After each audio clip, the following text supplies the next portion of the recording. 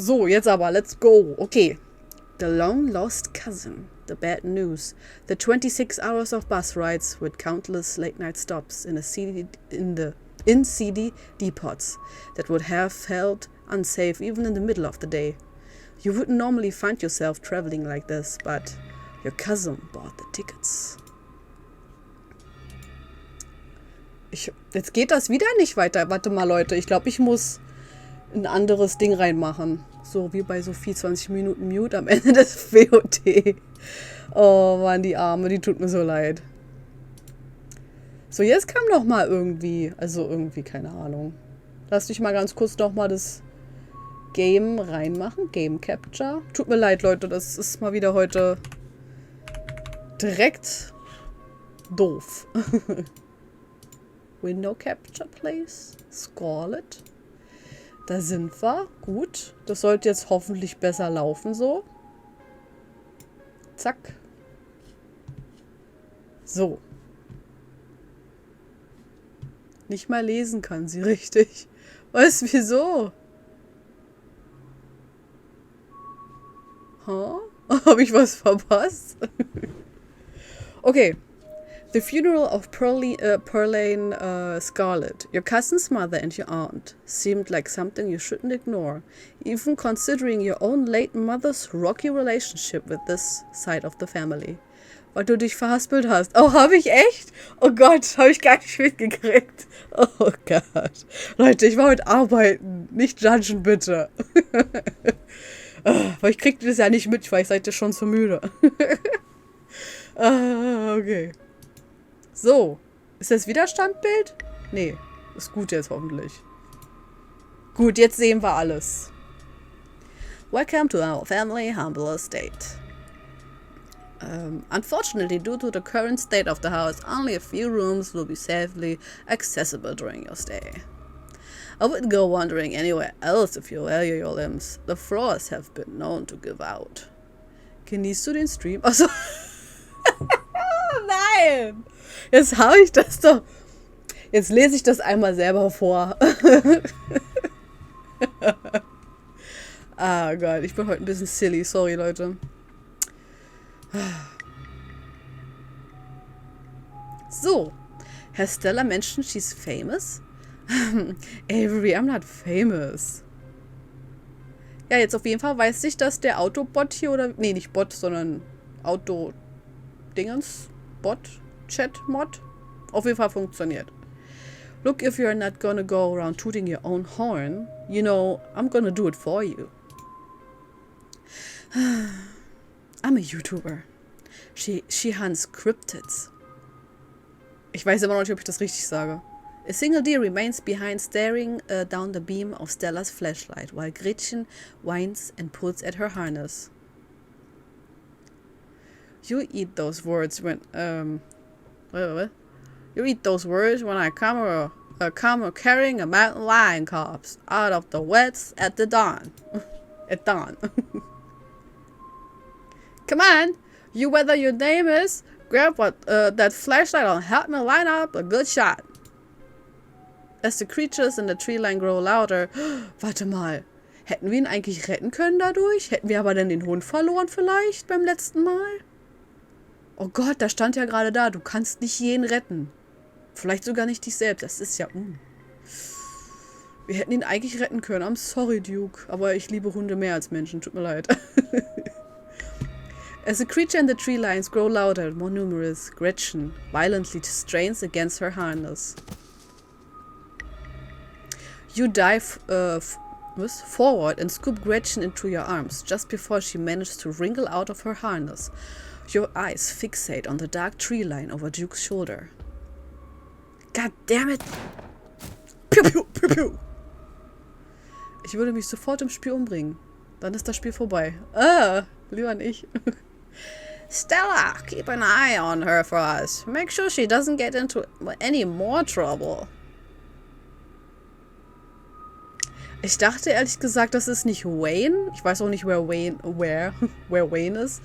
Sondern ich dachte, es wäre Duke, den wir umgebracht haben, weil der hatte Blut dran, der hat auch so die Klamotten angehabt und so. Das ist doch Duke, oder nicht? Welcome home.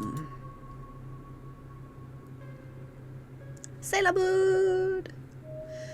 My grandmother called them ditchlings, and they are a terrible omen, a sign of great suffering and destruction to come. Der erste richtige Kampf und ich bin erstmal schön gelyncht worden. Oh, tut mir leid, Angie. From the corner, from the comfort of Stella's guest room, the events of the past evening seem like something that happened to someone else, though you can still clearly picture the terror you felt in those moments. For now, you're safe and you're warm. Tuesday morning awaits. Oh, Leute, jetzt geht's weiter. Oh, ich bin sehr excited. Oh. Okay, wir haben eine Task. Wake up. You open your eyes. The sun has risen. The birds are singing. You are still alive, and for now, you are safe.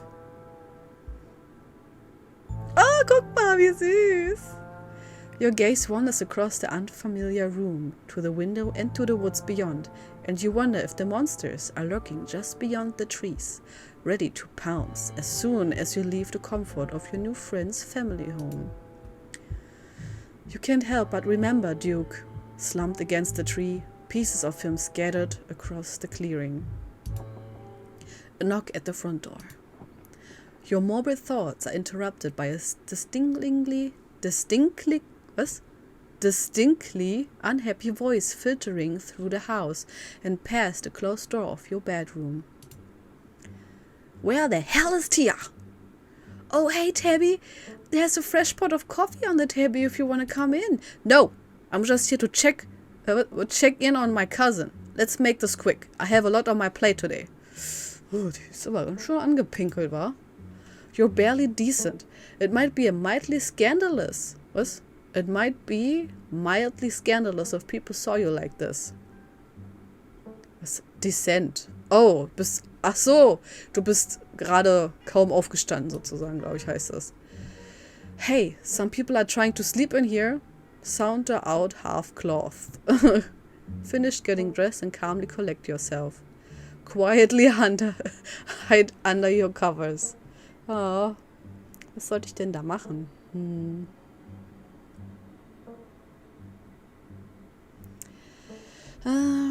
Vielleicht... Ich versteck mich einfach. Like a child terrified of the boogeyman, you pull the covers up over your head, hoping to go unnoticed by your cousin. The thought of having to talk to her after staying the night at Stella's is too much for you to handle right now. Best to give in to your base instincts and hide from the thing that makes you feel bad. Are you sure you don't want to visit for a bit? You don't have to run around being the big boss this week of all weeks. You should let yourself... I'm fine, thanks. Tia, I know you're in there. You're in here. Where the hell are you hiding? She's probably still asleep. But I'm waking her up. Man. Keep hiding. You're doing great. Tia isn't here right now. Give me a second to get dressed. Ich habe nur noch morgen frei, steht auch wieder was an. Was soll ich denn sagen? Habt ihr eine Idee? Was würdet ihr sagen?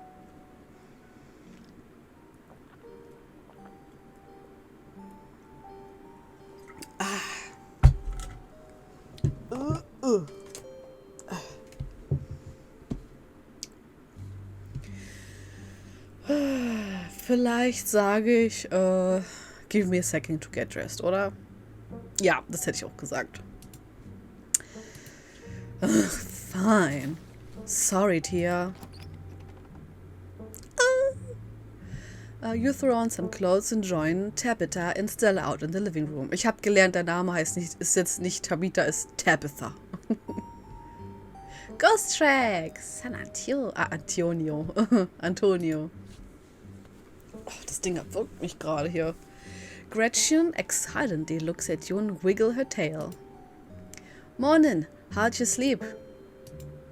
What exactly did the two of you get up to last night? We went up to the woods to film a video. No, not that part. The cops called this morning and told me all about that. Entschuldigung, ich hatte gerade Selter. Ich werde demnächst wahrscheinlich ins Ruffys zurückgehen. Vermutlich diese Woche. Was ist denn das? Kenne ich gar nicht. Hab noch nichts gehört von. They did? What'd they say? Did they find Duke? They didn't find a body, if that's what you're asking. But apparently, he never went home last night. And they had quite a few questions about you, Tia. Ugh, don't worry, I told them you were an upstanding citizen. You should remember that kindness the next time you think about blowing me off to spend the night with a stranger. Hey, don't be so hard on Tia. I asked her to crash here. And look, I don't care what the cops think, Tabby. There's something horrible out there in those woods, and I don't think anyone in this room wanted Tia walking up that mountain alone last night. Ist ein Waffelladen in Berlin Baumschulenweg an dem 1. September eröffnet hat. Ah, okay. Ach, ist das so ein Ding, da wo die diese Bubble-Waffles machen und dann machen die wie so eine Eiscreme-Waffel sozusagen und machen dann da Süßigkeiten rein oder Eiscreme oder Früchte oder sowas? Ich habe mal einen Freund gehabt, der hat sowas auch gehabt, hat sich das einmal bestellt. Das war so ein Riesenteil und er so, das ist so ekelhaft nach nur so einem ganz kleinen Stückchen von dem ganzen Ding. Und dann hat er gesagt, ich kann das nicht essen, das geht gar nicht, das ist schlimm. Obwohl er so ein richtiger Freak ist mit so süßem Zeug und allem. Das war zu viel für ihn, hat er gesagt. Stella, would you mind giving me a moment alone with my cousin? And while you're at it, please stop calling me Tabby. We are not in high school anymore. Die machen da generell Waffeln. What is it? Mach mal deine AC aus. Mir ist voll warm, deswegen habe ich so Das ist an. hier voll kalt. Ist nicht kalt. Was ist denn das? Ah, wie süß. Ja, ein Telefon. Okay, das muss ich gleich mal zeigen. Muss schon rausholen. Ja, ich glaube, das sieht man dann besser. Noch eins. Oh, das ist auch süß. Ich krieg das gar nicht auf. Okay, Moment, Leute, gleich geht's weiter. Ich bin noch nackig. Nicht am Furzen. Nee, Okay, Leute. das ist zu close. Sieht man das? Steckst in dein Telefon. Das steckt man in sein Telefon. In den Arsch. Mann, Mama. The phone is behind you. Ist auch schon voll. Du bist voll? Oh Gott, das ist viel zu kurz. No. Oh, das ist aber schön so. Und jetzt kann man das da an seinem Telefon haben, so. Eine Minktatze. Voll süß, oder? $5. Okay, $5. I give you $5. Und dann habe ich noch eins. And this is $5.55. In das Telefon? Ach so, einen Anhänger. Ja, das steckt man da rein und das soll dann helfen. Oh, das ist gar nicht dran hier. Aber es ist nicht so schlimm, mach ich gleich ran. Das steckt man rein, damit da zum Beispiel kein Dust reinkommt. Und jetzt habe ich noch einen. Keine Scheiße. Na, Kamera. Da seht ihr das. Ist eine Flosse. Ach, da oben bist du. Ja. Voll schön. Dankeschön. This was not for you. Oh, But if you want to keep it, I Ja, give it to you. dann nimm es. No. ja. I don't want it. Okay. Ich schicke dir mal Bilder von Rafis Waffel. Oh ja, mach mal. Do you keep the other one? Die Pfote behalte ich, ja. Du Arsch. Hast du gesagt, die ist für mich, oder nicht? Umdrehen. Ja, ich hab's gerade falsch rum drin. Ne? Rot rum. Die ist voll süß. Meine Die ist sieht so voll fluffy süß. aus. Do I have to... Ey, ihr pustet hier in meinen Schritt. Ja. Okay, können wir jetzt weitermachen? Hast du da Kuhflecken auf der Brille oder Cheetah Print? Das sind Cheetah. What the hell? What the hell? Okay. I'm not coming, I'm right here. Spitzen Nägel. Soll ich mal meine Nägel zeigen? Willst du? Hier. Zeig sie. Da sieht man jetzt voll die krassen Fingernägel. Sieht man nicht in deine Hände weg. Ja. Das sieht man doch. Oh, wir gucken Hast du gleich sie mal. geschickt, oder? Ja, ich hab's gesehen. Sieht schrecklich aus. Okay, wir gucken mal. Oh, ach so, Ruffy. What is it? Oh, das ist ja cool. Hey, das ist so kalt hier. I'm going to take off my clothes. Ja, jetzt geh doch mal da dich duschen, Mama. You have to turn off the AC. whole ass blown out. Ja. Excuse me. Ich habe jetzt nicht geschnallt, dass es Ruffy ist. Money, money, money. I take Oh, it warte. all Okay. from me then. Guckt mal, Leute. Da ist jetzt zwar so ein bisschen der ist spiegelt sich. Aber das ist ein Waffelladen. Die Hände. Voll cool. Und der ist so themed mit One Piece. If this girl is telling you guys she have no money, everywhere is money. Okay. Das ist mein Tipp, Manni. Das liegt überall rum, weil ich immer das überall hinschmeiße. So, jetzt geht's weiter. Automatically, accidentally goes in my hand. Okay. I'm not taking it. Okay, Leute, jetzt geht's weiter. Meine Güte erstmal. Ich mach jetzt hier die Heizung an. Okay, dann mach die Tür zu einfach, weil mir ist wirklich warm. Mach doch mal die Tür einfach an. Dann zieh das Ding da aus, ey, den Mantel. Okay. Weiter geht's. Stella, would you mind giving me a moment? Ah, das hatten wir ja schon. Ach so, was ich noch sagen wollte. In der ersten Episode, was das heißt, du badest wortwörtlich in Geld. Haha. Das sind meist auch nur $1-Scheine, okay? Also, das ist wirklich nicht so viel. Was ich sagen wollte, ich glaube, in dem ersten Teil, da habe ich was verpasst und das ist mir erst später aufgefallen. Man hätte sich im Haus umschauen können. Und das haben wir nicht gemacht. Und ich dachte, man kann das vielleicht später machen noch. Aber kann man ja nicht. Haben wir nicht gemacht. Vielleicht werde ich das nochmal, wenn wir fertig sind mit dem Spiel oder so. Dann würde ich da vielleicht nochmal gucken gehen. Weil man kann da direkt zu dem verbotenen Abteilungsding gehen. Zu dem verbotenen Flügel. Und ja, mal gucken, was wir da hätten sehen können. Mann, Angie. Okay. Yeah. Alright. Guck mal, wie sie aussieht, der Hund, die Ohren. Ey, so flupp. Stella stays. Isn't this Stella's house? Why are you bossing her around? Sorry, Stella, I should probably talk to Tabitha in private. I want her here.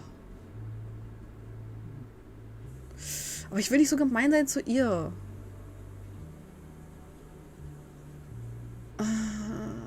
Was würdet ihr denn sagen? Wirkt windig auf dem Hundekissen. Ja, nicht wahr? Die Ohren so. Voll süß. Ich liebe, wie das gemalt ist einfach. Es ist so super, super süß. Ich glaube, das ist wirklich nur von 2 Leuten gemacht, by the way, ne?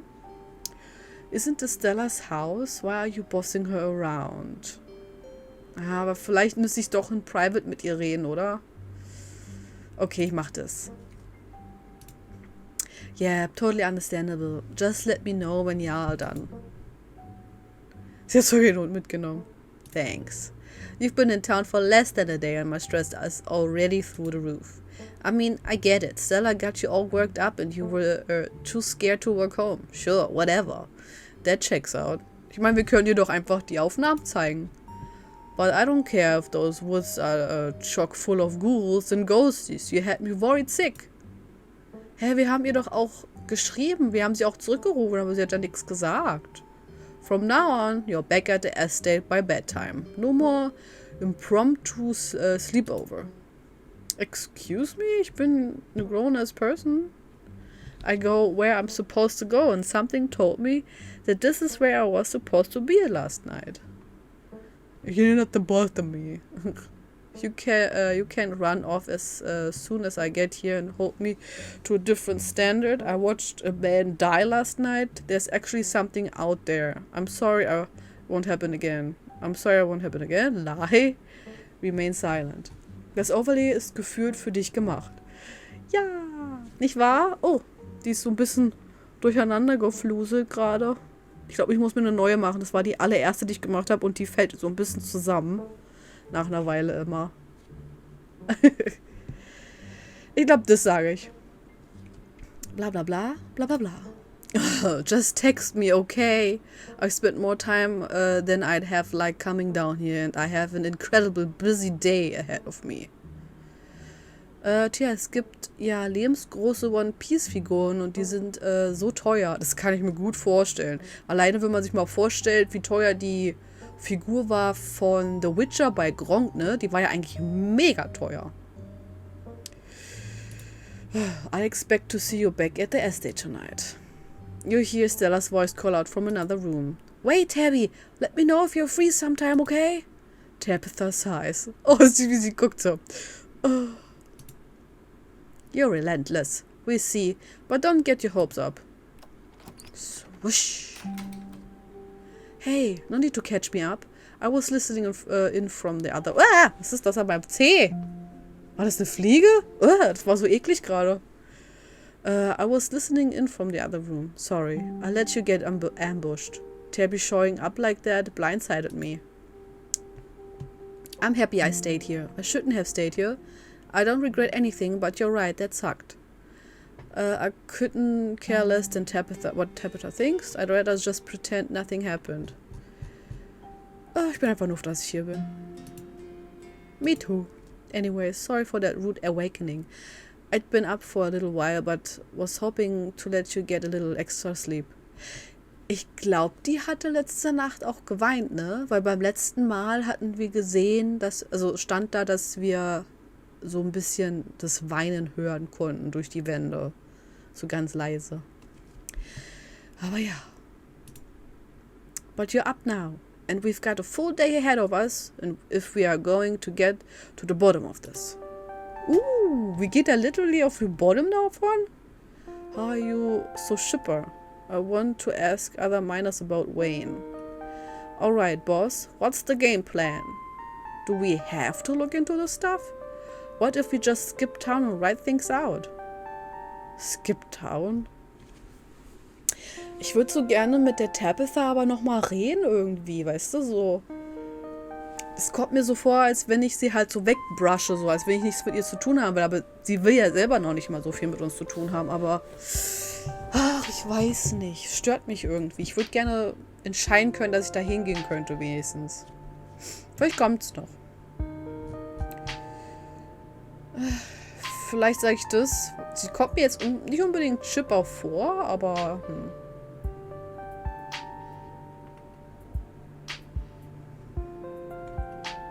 Okay, ich sag einfach das. Alright, boss. Don't call me boss. We are partners in this. But first things first, I was hoping to swing by the library. Es kam mir so vor, als wenn sie einen Plan hat. Kanika's got a head start on us. It looks like she's already there. Oh, that reminds me. Let me set up a group chat. What's your number? You and Stella exchange numbers. Yes! A text message from Stella to you and Kanika. It reads, Group chat! Hopefully we can find out more about ditchlings from some of the older local books there. I've also got a couple of threads cooking on my cryptid forums, but who knows if that'll pan out. Anyways, daylight's burning, so let's roll out as soon as you finished getting dressed. Can I eat first? Get dressed and head into town.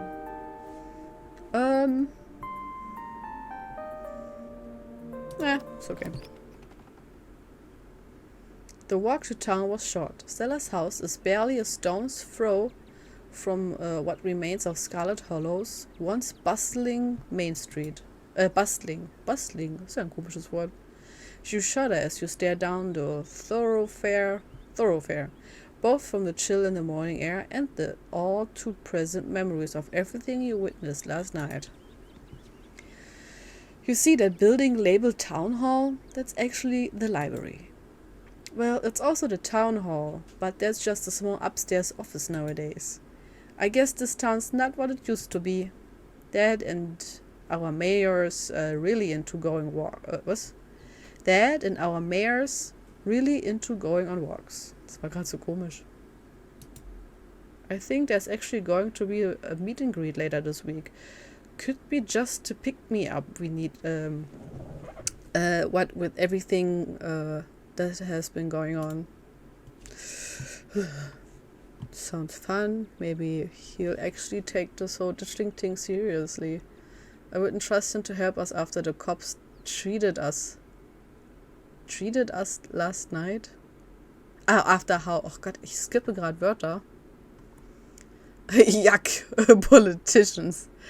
Das ist eigentlich Hauer viel, aber ich glaube das hier. There's a lot of reasons you probably shouldn't trust the mayor to help us. Oh, hey! Avery! Ey, mir ist gar nicht aufgefallen, dass die haben ein Pronoun gehabt. Und das ist they. Also, das ist nicht ein er, das ist ein they. Und das habe ich total weggeblendet gehabt. Habe ich gar nicht mitgekriegt gehabt. Fand ich total cool, dass sie das so included haben. Habe ich noch nie gesehen in einem Spiel. Zorro, Boar, Hancock, Ruffy und die kosten fast... Wow. Oh mein Gott. Ich meine, wo soll man sich das sowas hinstellen? Ins Wohnzimmer, so ganz casual so. Irgendwie creepy oder nicht. So nachts, dann steht da so eine Figur, die so menschengroß ist. Morning, Stella, and same to you, Tia. Speak of the devil. We were just talking about you. Coming from Stella's, huh? Did ya have a slumber party? Oh, sorry, I'm actually in a bit of a rush this morning. I really can't stop to chat. It'll take me a bit to set up, so if you want to catch up with folks or grab something at the diner, you can meet me at the library when you're done. Oh. Ich glaube, das sollten wir auch machen, einfach um ein bisschen andere Leute auch kennenzulernen. Oh, sure, see you in a bit, Stella. Just so that you're catch up with Avery and Sybil. Now getting an early start seems important. Silently follow. Ich will ein bisschen exploren. You gesture towards Avery and Sybil and give Stella a thumbs up. Cool, see you soon. Wow, she always has time to chat. Is she feeling okay? Oh, Stella and Tia just got up to a bit of a trouble last night, that's all. You can't just drop something like that and leave me hanging. What happened here? Und hast viel gespielt? Ich kenne jemanden, die hat einen lebensgroßen Deadpool an ihrem Fenster stehen. Das ist eigentlich eine coole Idee. Also so, jetzt da wo die Terrasse ist oder so, das wäre eigentlich eine witzige Idee. Aber ja. Tell Avery the whole truth. Duke got hurt. Nothing really happened. I'm traumatized and not really ready to talk about it yet. Jeez, knows you much. I hardly know you. Oh my god. Tell Avery the whole truth. Yeah, why not? Stella and I went into the woods and tried to find a skunk ape, but we ran into something way worse. Actual monsters. Sybil said that they are called ditchlings, but whatever they are, they killed Duke and have been mutilating the local wildlife. Ich meine, die haben ihn nicht umgebracht, es war eigentlich mehr ein Unfall, oder? Weil er hatte die Waffe und dann das Vieh ist dann halt über ihn so rübergesprungen und die Waffe ist dann so blub nach oben gegangen und hat ihn natürlich getroffen. Also ja. Whoa, whoa, slow down, Duke is dead? It's true, I'm afraid. That's awful. Has anyone told Bo? Yes, he's taken it as well as you can imagine. I'll be going up to check in on him today. The poor lad. Ich glaube, Bo ist jetzt der Sohn, würde ich sagen, von Duke. I can't believe you had to see that, Tia. Tell you what, I'm on break for the next half an hour. How about you swing by the diner? Winnie can fix you some of Sybil's new blend and try to calm your nerves.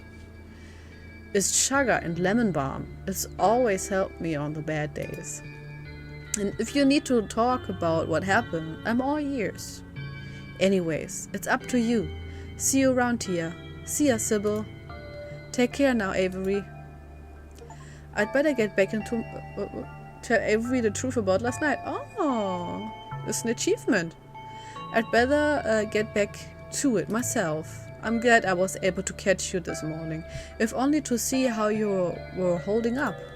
Please don't hesitate to stop by if I can be of any help. We both know that there's something horrible wrong about this place. How are you so calm? Wait, do you know anything else about ditchlings? Why doesn't anyone in this town seem to know or care that a man died? Why doesn't anyone in this town seem to know or care that the woods are full of monsters? What is wrong with people here? Ja, das hier. Don't mistake my calm demeanor for complacency. We all have our parts to play in this. Oh, I trust that you and Stella have what it takes to get to the bottom of things. I'm so sorry to cut our conversation short, but I've got things that need tending to. Stay safe, Tia, and God bless. Oh, schade. Ich dachte, wir können sie noch was anderes fragen. Stella said you had some time to kill before she finished setting up. Swing by the diner, swing by the general store, head straight to the library. Oh, sollen wir mit Sybil reden oder wollen wir erst Frühstück holen? Wäre vielleicht gut, weil sie kennt sich mit Ditchlings aus. Also sie hatte uns ja gesagt, diese Viecher waren Ditchlings. Sollte ich erst zum Diner gehen? Nee, das ist das Diner, glaube ich. Oder hier hingehen. Oh, ich weiß nicht genau.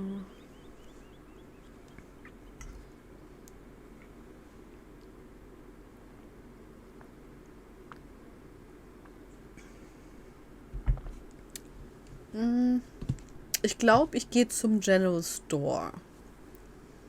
Oder nee, weißt du was? Wir gehen zum Diner. Oh, ich kann mich nicht entscheiden. Was machen wir? Swing by the General Store? Ja, let's go.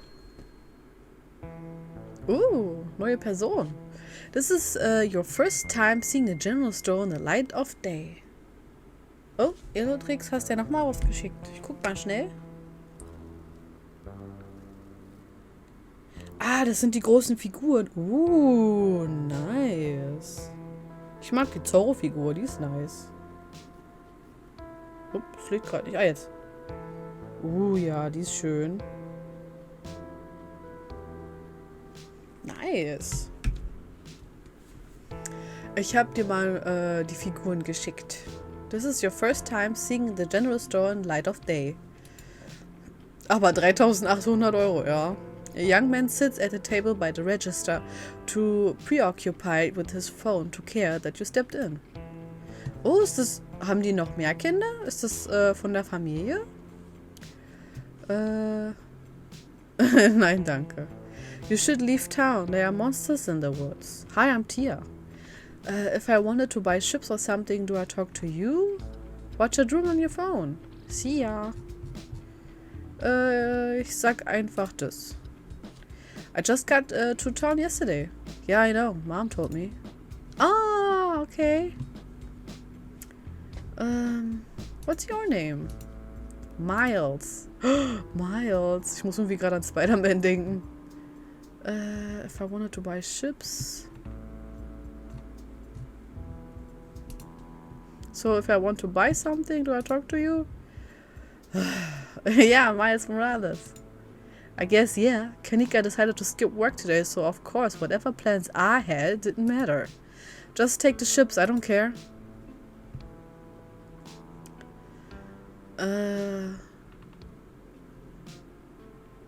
I'm not about to turn down free stuff. Nee, wir machen das nicht. I'm paying for my chips. Warum nehmen wir Chips? Da haben die bestimmt noch bessere Sachen.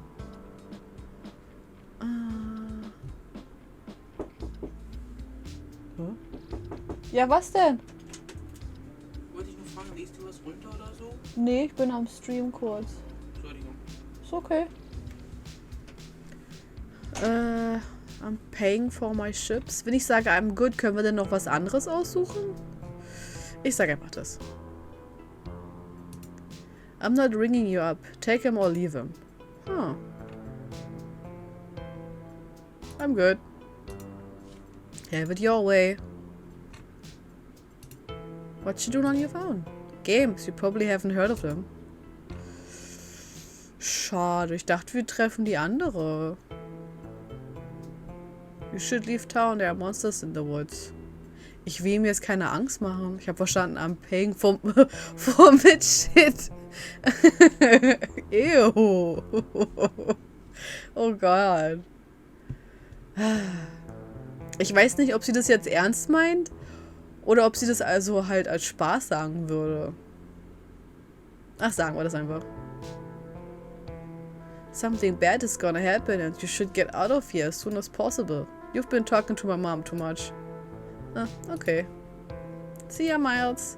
Miles doesn't respond as you turn and leave the general store. Visit the general store without stealing anything. Ah, oh, wir können doch noch hingehen. Oh, wie schön. Ich kann doch zu beiden. Ich dachte, ich kann nur zu einem hingehen. Avery! Oh, da ist der Mann wieder. Hier, das ist noch das hier.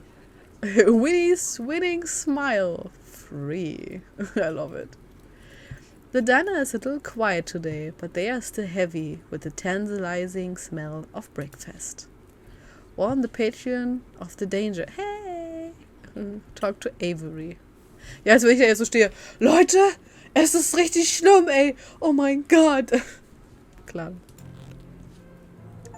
You slide into the booth. Ah, get coffee with Avery. Yay. You slide into the booth across from Avery. Hey there, stranger. Before you can exchange words, Winnie sidles up, a fresh mug of tea in hand. Heard you might need this. Oh, this is Winnie? Oh, I love it. The answer to 29 down is oink, by the way. Oh. What? But the clue is pen sound. How's that a sound a pen makes? Wait, a pen like pig pen? Are you kidding me? How was I supposed to guess that? I don't know why you even bother with those things. They're just gonna frustrate you.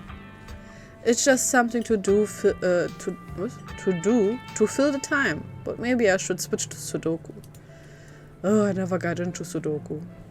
Winnie leaves Avery contemplating daily newspaper puzzles, returning to her seat behind the counter. So, thanks for telling me about last night. If you want to really get into the grisly details, you can tell me. I won't judge. Try your tea. What if you don't believe me? Ich glaube schon, dass die mir glauben würden. Sudeki. Was ist Sudeki? Tell Avery about last night. Ich probiere meinen Tee. You take a the sip sound. You take a gentle sip of your tea. Sybil was right. You can already feel it begin to ease some of the strain and tension from last night's event. Ist ein sehr altes Rollenspiel. Oh, hab ich noch nie gehört von. Ist es für Computer, ne? Würde ich jetzt schätzen. Wow, not a lot of folks take a chugga so quickly. It's a fungus that grows on birch trees around here. It's supposed to be super healthy, but it definitely makes for a challenging drink. Color me impressed.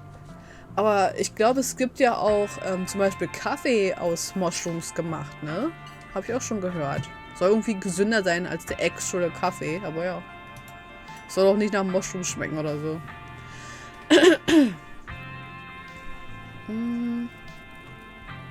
Okay. You spill the beans. Glad to have someone to talk to about the horrors you've witnessed. Wow. That is some heavy stuff. No wonder Stella seemed distant. Monsters in the woods. I may not have lived here long, but I've never heard of anything like that happening around these parts. I can't say I like the thought of it. Ja, ist es? Man kann sich in Sudeki nur mit den Pfeiltasten bewegen. Geht nicht bei Sudeki. Hä? Geht nicht bei Sudeki. Achso, du meinst jetzt vielleicht das hier nicht? So Maus? I can't say I like the thought of it. Now that I think about it, when the cops came in for their morning coffee, they mentioned something about going out to the woods to look for someone. It must have been Duke. They seemed to disconnect from it. I figured it couldn't be very serious, but wow. What if the cops are in on it? Es kam mir so vor irgendwie. So eine kleine, wie sagt man das nochmal? Conspiracy Theory, so, weißt du, so eine, oder wie sagt man das? So eine Conspiracy, so kommt mir das vor. Als wenn so die halbe Stadt da irgendwie so mit drin ist, auf jeden Fall die Polizei. Ich glaube, es hat auch was mit Pearl Ann zu tun, mit der Mutter von Tabitha. Nein, die Tasten wie ASD gehen nicht bei Sudeki. Ah, okay. Okay, ich habe es andersrum verstanden. Ich dachte, du meintest, dass die Maus nicht gehen würde. Man muss nur mit diesen Tasten das machen. Ja, aber mal sehen.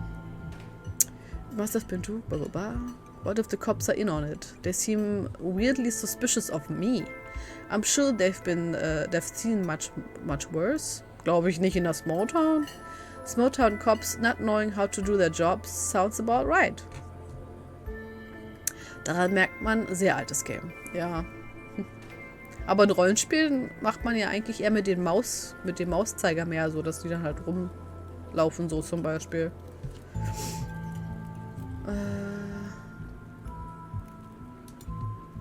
I don't get it. They saw Stella's footage. They saw what happened out there. But it feels like so far all they've done is hound me. Hey, I don't know if it'll help your anxiety, but even if they think you did something, I'm pretty sure they wouldn't bother going after you. Those cops come in every day, and I feel like I know them pretty well by now. Von 2004? Ist doch eigentlich gar nicht so alt. Okay, 20 Jahre. And let me tell you, they have no follow-through. I can't tell you the number of complaints they have just, like, dropped after a day or two. And I vouch for you if they try anything. Oh, ich habe meine Uhr ja gar nicht um. Ich wollte gerade gucken, wie viel Uhr es ist. Ah, okay. I hadn't pegged you as a transplant. What? Transplant? Where are you from? Transplant? Do you regret moving here? You should get out of here before things get worse. You should get out of here before things get worse and take me with you. Let me know if you happen across any leads. Ich glaube, da fehlt ein Wort, oder? Sudeki ist von meinem Dad das Lieblingsspiel. Oh, ich habe immer gerne gespielt gehabt, früher Caesar. Caesar 3, das ist so ein Strategie-Game, wo man halt eine Stadt bauen muss. Und ich war nicht unbedingt super gut darin, aber es hat immer Spaß gemacht. Irgendwann kam Caesar und hat meine ganze Stadt dann halt zermatscht. Das war richtig scheiße, aber es hat trotzdem Spaß gemacht.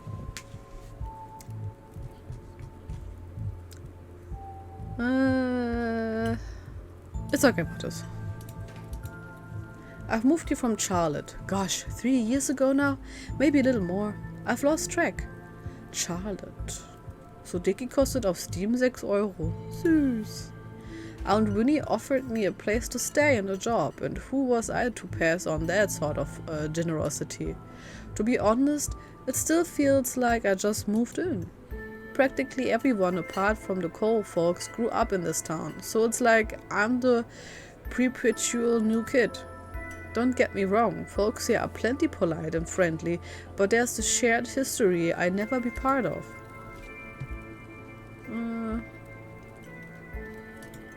Why'd you leave?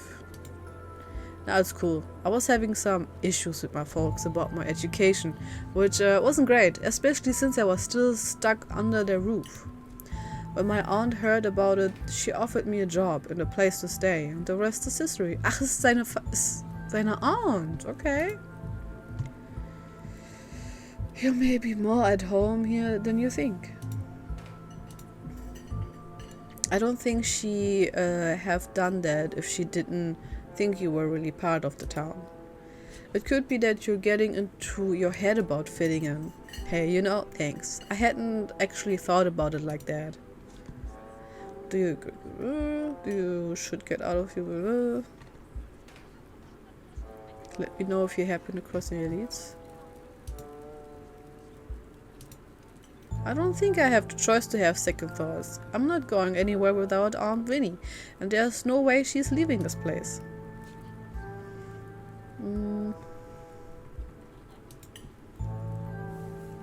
We are on the case, but hardly know where to start. Let me know if you hear anything.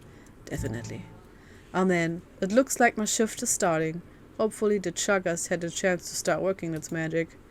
The diner is where everyone comes to gossip, so I hear a lot about what's going on. Goes around. Goes around. Was ist das für ein Wort? What goes on around here. I'll let you know if anyone mentions those monsters or anything else strange or unusual.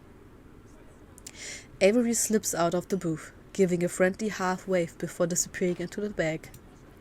You leave the diner, ready to continue your day. Head to the library, let's go. Oh, Kanika ist da. You enter the former town hall. Oh mein Gott, was ist das denn? What? Was ist das für ein Bild? Oh mein Gott. Kitty! Und für 2004 sieht das Game echt gut aus. Huh. Okay. Reading Adventure. Guck mal da. Okay. What once have been a stately foyer has since been covered into rows of shelves. Meeting rooms and offices long ago gave way to assorted reference collections and reading areas. Oh hey, you made it! Settle in with Stella and Kanika. Shush Stella and point at all the books before heading over to her table. Tia, magst du Deponia und Edna bricht aus? Ja, aber ich glaube, das hast du mir schon erzählt mit dem, wie heißt es nochmal? Wie heißt denn das nochmal? Ich komme gar nicht drauf. Das, was auf YouTube war, da wo die denn auf der Bühne standen und so. Ein Musical oder so ähnlich, glaube ich, hast du gesagt. Ich kam gerade auf das Wort nicht.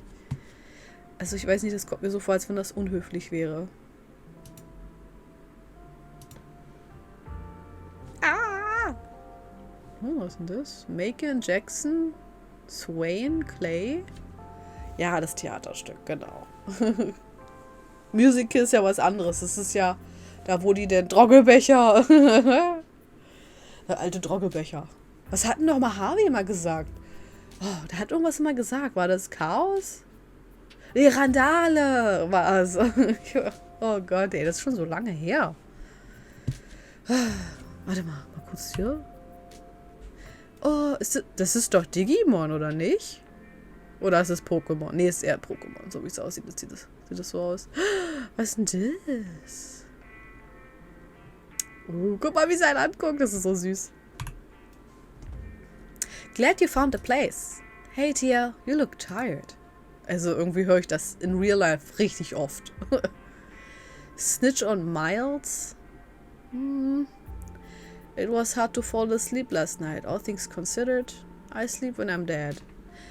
I'm pretty amped up actually. I never done a Scooby-Doo before. Kanika, you can't just tell someone they look tired. Oh Gott. Ich will jetzt nicht snitchen, aber sie weiß wahrscheinlich sowieso darüber. It was hard to fall asleep last night considering all things.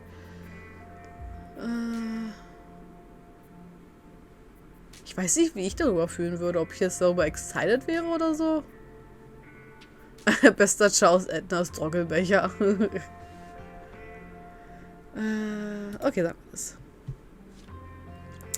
I'm still amped up on adrenaline actually. I never done a Scooby-Doo before. Some creepy old guy with a real estate scheme and a bad costume is at least a little more believable than a monster and curses. All we need now is for Gretchen to start talking. Anyways, I guess we should get started. Ah, wir hätten am Anfang aussuchen können. So ein Dingens da. Wie heißt es? Warte mal, ich will mal kurz speichern. Return. Hier. Da hätten wir aussuchen können, so ein Trade, dass wir mit Tieren reden können. Oh, wäre auch cool gewesen jetzt. Okay. Hey there, strangers. And literal stranger. Introduce yourself. Hey, I'm Tia, Tabitha's cousin. I'm in town for the funeral. Oh, I should have known you were Scarlet. You look so much like Vivian. Not that I have her very well. I knew her very well. I was the little kid when she left.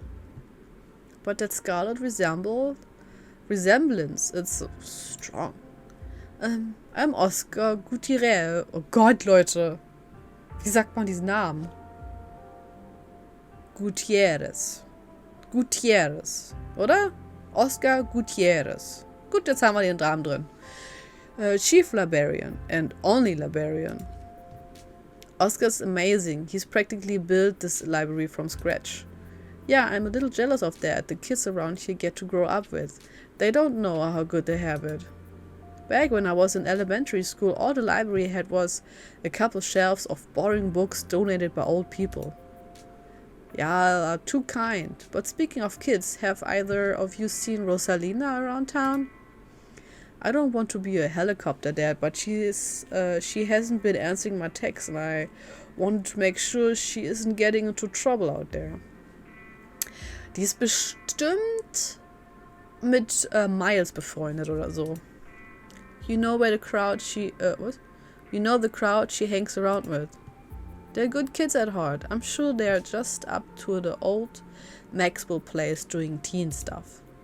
I went up there plenty of times in my day, but I'll be sure to keep my eyes peeled. What's the old Maxwell place? I don't like the thought of teens getting up to mischief. With all those ditchlings in the woods. Ich will das jetzt nicht zu ihm so sagen, ich weiß, dass sich Sorgen macht. It's this great old abandoned spot. We used to hang out there when we were teens. I can't believe I used to be so reckless. The floors there were like Swiss cheese. I should really have a talk with Rosalina when she gets home. I don't like the thought of teens getting up to mischief with the ditchlings. I'm sure she's fine. I think so too. You might not want to let her run off like that anymore though. It's not as safe as it usually is around here. Is that so? Kanika's right. There's some weird stuff going on out there in the woods. That's actually why we came in today. Have you ever heard of a creature called ditchlings? They're a type of cryptid that shows up around places on the brink of disaster. They kinda look like if the Pillsbury Doughboy was a creepypasta. Kanika's mom told us about them last night after seeing some footage we got in the woods. Ich finde es auch echt genial, dass die meisten männlichen Charles bei den Theaterstücken von denen von Frauen gespielt werden, da die halt eine kleine Gruppe sind.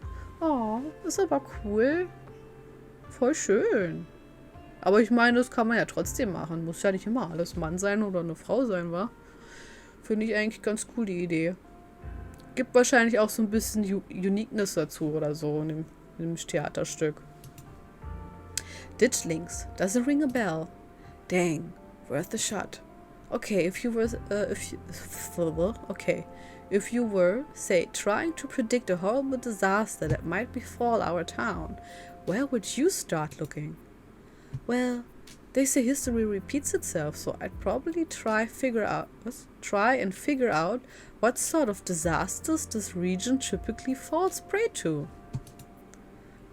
Should I be worried about something? I don't know yet. I'll be right back. Gonna go nab some more books. Behave while I'm gone, Gretchen. Oh, you don't have to be to worry about her, Stella. You're such a good dog, aren't you, Gretchen? Here, a biscuit, old gal. Oh, look at that. Gretchen inhales a soft biscuit, drool leaking from her toothless mouth as she swallows it whole. Oh, sie hat keine Zähne mehr. Oh my god. I'm pretty sure Stella's barking up the wrong tree, Oscar. I don't think you have to worry about any horrible calamity befalling the town. Gannon kommt Gannon, jetzt muss ich an Calamity und Gannon denken. But she's right about the weird stuff. There's definitely something unusual going out in those woods. If I were you, I would keep my loved ones close in the coming days. A man's already dead. Das sage ich ihm vielleicht nicht unbedingt. It's nothing that we can't get to the bottom of. Whatever is out there in the woods has been brutalizing the local wildlife. Wie sagen wir das? Ich will ihn nicht zu worryen. If I were you, I would keep my loved ones close in the coming days. I'm gonna try calling Rosalina again. I'm sure she's fine, really. Don't mind Tia, she's been hanging out with Stella too much. Sorry. Rosalina's a smart kid. She knows better than to go around getting into trouble, and we'll make sure to keep our eyes peeled. Thanks, Kanika. And Tia, if you see a 13-year-old girl with the black braid and glasses, would you let her know her dad is worried about her? Oscar anxiously wanders off, phone in hand. Got him. Just grabbed a whole mess of local history books. Stella sets a massive pile of books on the table and pulls up a chair. All right. This is going to be so much fun with the two of you here to help out. Get our snacks, get our source documents, let's get this research party started. Reading awaits. Flip through Veins of Scarlet, a history of Scarlet Hollow coal mines. Siler Scarlet, soldier, woodsman, leader. Appalachian folk monsters. Reading for suckers, let Kanika and Stella do the work for you. Oh wow. Oh, ich habe so Angst. Ich bin jetzt so paranoid, seitdem am Anfang stand, dass man nicht alles safen kann. Aber ich finde Theaterstücke so krass, weil die halt nicht lachen dürfen bei ihrem Auftritt und sich zusammenreißen müssen. Selbst wenn Zuschauer lachen nebenbei. Naja, ein bisschen spunzig kann man bestimmt. Macht sie auch gleich sympathischer, oder nicht? Ich glaube, wir gucken erstmal durch diese hier. Ach, wie creepy. Forced into retirement at age 50 due to a war injury from his time in the Indian Wars, exacerbated, I don't know how to say this, by his short stint serving as a captain in the Confederacy. Silas Scarlet also lost his eldest 2 sons to that bloodiest of wars, leaving his 3rd eldest son Andrew Jackson Scarlet to take charge of the mine. Luft holen. Under his leadership, the mine prospered, undoubtedly, in part due to the growth of the railroad industry. Managed to evade the coal union for decades, making them one of the most profitable mines in the country. Andrew Scarlet built the surrounding town into what it is today, with expensive stone buildings, a bustling main street, and overseeing it all. The elegant Scarlet estate that was until 1895 the largest and finest feat of architecture in the region. Culminating in the tragic collapse of 1918. It was found that Charles Shaw, the coal manager of the mine, had loosened security measures to increase production during World War I, resulting in a fatal collapse and the death of over 160 men and boys, some young as 10. Oh mein Gott. Einfach über 2 Stunden in den Rollen bleiben. Das ist so schwer. Kann ich mir wirklich vorstellen, dass es wirklich, wirklich schwer ist. Dass man auch alle Lines im Kopf hat und auch wirklich genau weiß, wann man halt bestimmte Sachen machen muss. Aber ich glaube, die proben halt auch extra sehr viel für solche Sachen, damit die das auch wirklich halt in sich haben so und sich daran erinnern können an solchen Sachen. The casualties included Andrew Jackson Scarlet's son, Theodore, his brother Enoch the Fifth, glaube ich heißt es, oder? Enoch the Fifth, Scarlet, who had taken over for their aging father during the bustle of the war, managed to pull the mine from the brink of ruin, thereby saving the town. So this is how your family made its fortune. Damn, ist ja unsere Familie, habe ich ganz vergessen. Oh.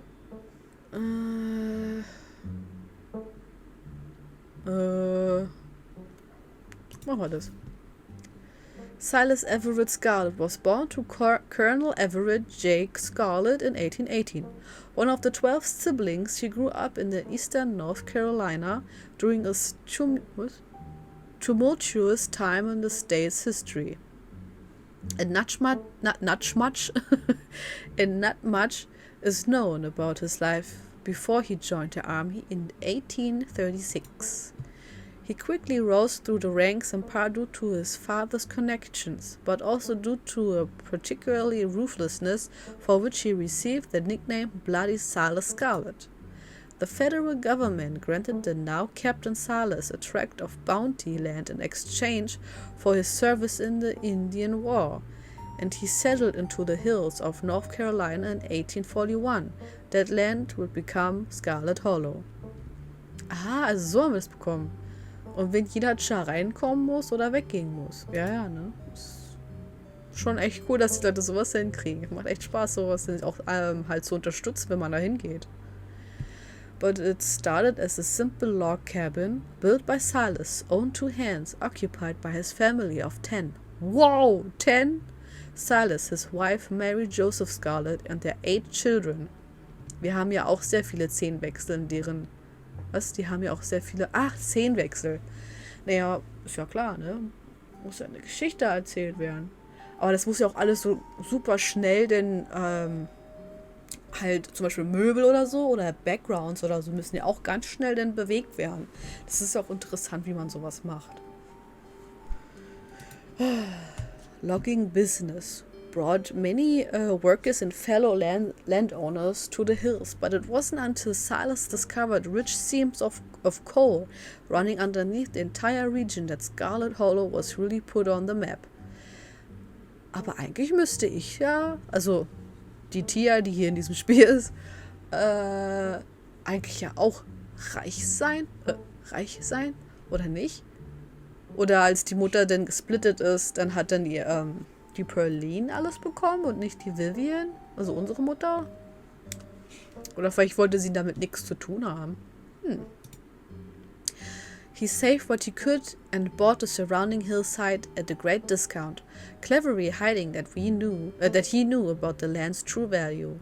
Thus, he had all the resources to found Scarlet Hollow's now famous coal mine. You're finished with this one. Okay, dann gehen wir doch noch da rein. Ach, ich muss mal kurz mein Kissen hier zurecht popeln. So. Warte mal, ich sitze hier die ganze Zeit so und erwürge mich halb. So. Oh, ich kann wieder atmen, Leute. Sag mal, Angie, bist du schon eingeschlafen? Die Ringe binscht hier in-game. Ja. A few entries catch your eyes. The Wampus Cat. Ich musste mal denken, die hat dann so eine Wampe, so einen dicken Bauch oder so. A large cat-like creature with a loud howling voice, often said to sound like a woman crying out in pain. Sind das nicht Füchse eigentlich, die sich so anhören? Tommy Knockers. Enigmatic, cave-treading creatures primarily known for causing mischief. Tailipo, a small creature with a long tail and wide yellow eyes. Oh, ich hoffe, man kann sich alles durchlesen. Ich glaube auch, dass Angie eingepennt ist. Ich glaube auch. Hat ja lange gehalten, wa? Ich habe sie extra gefragt, so, glaubst du, du schaffst es noch hier, also bist du noch wach und so? Und sie so, ja, let's go. Und ich glaube, jetzt ist sie weggepennt.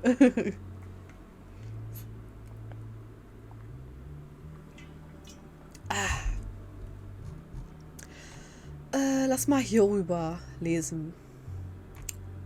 Oder hierüber? Irgendwie interessiert mich das.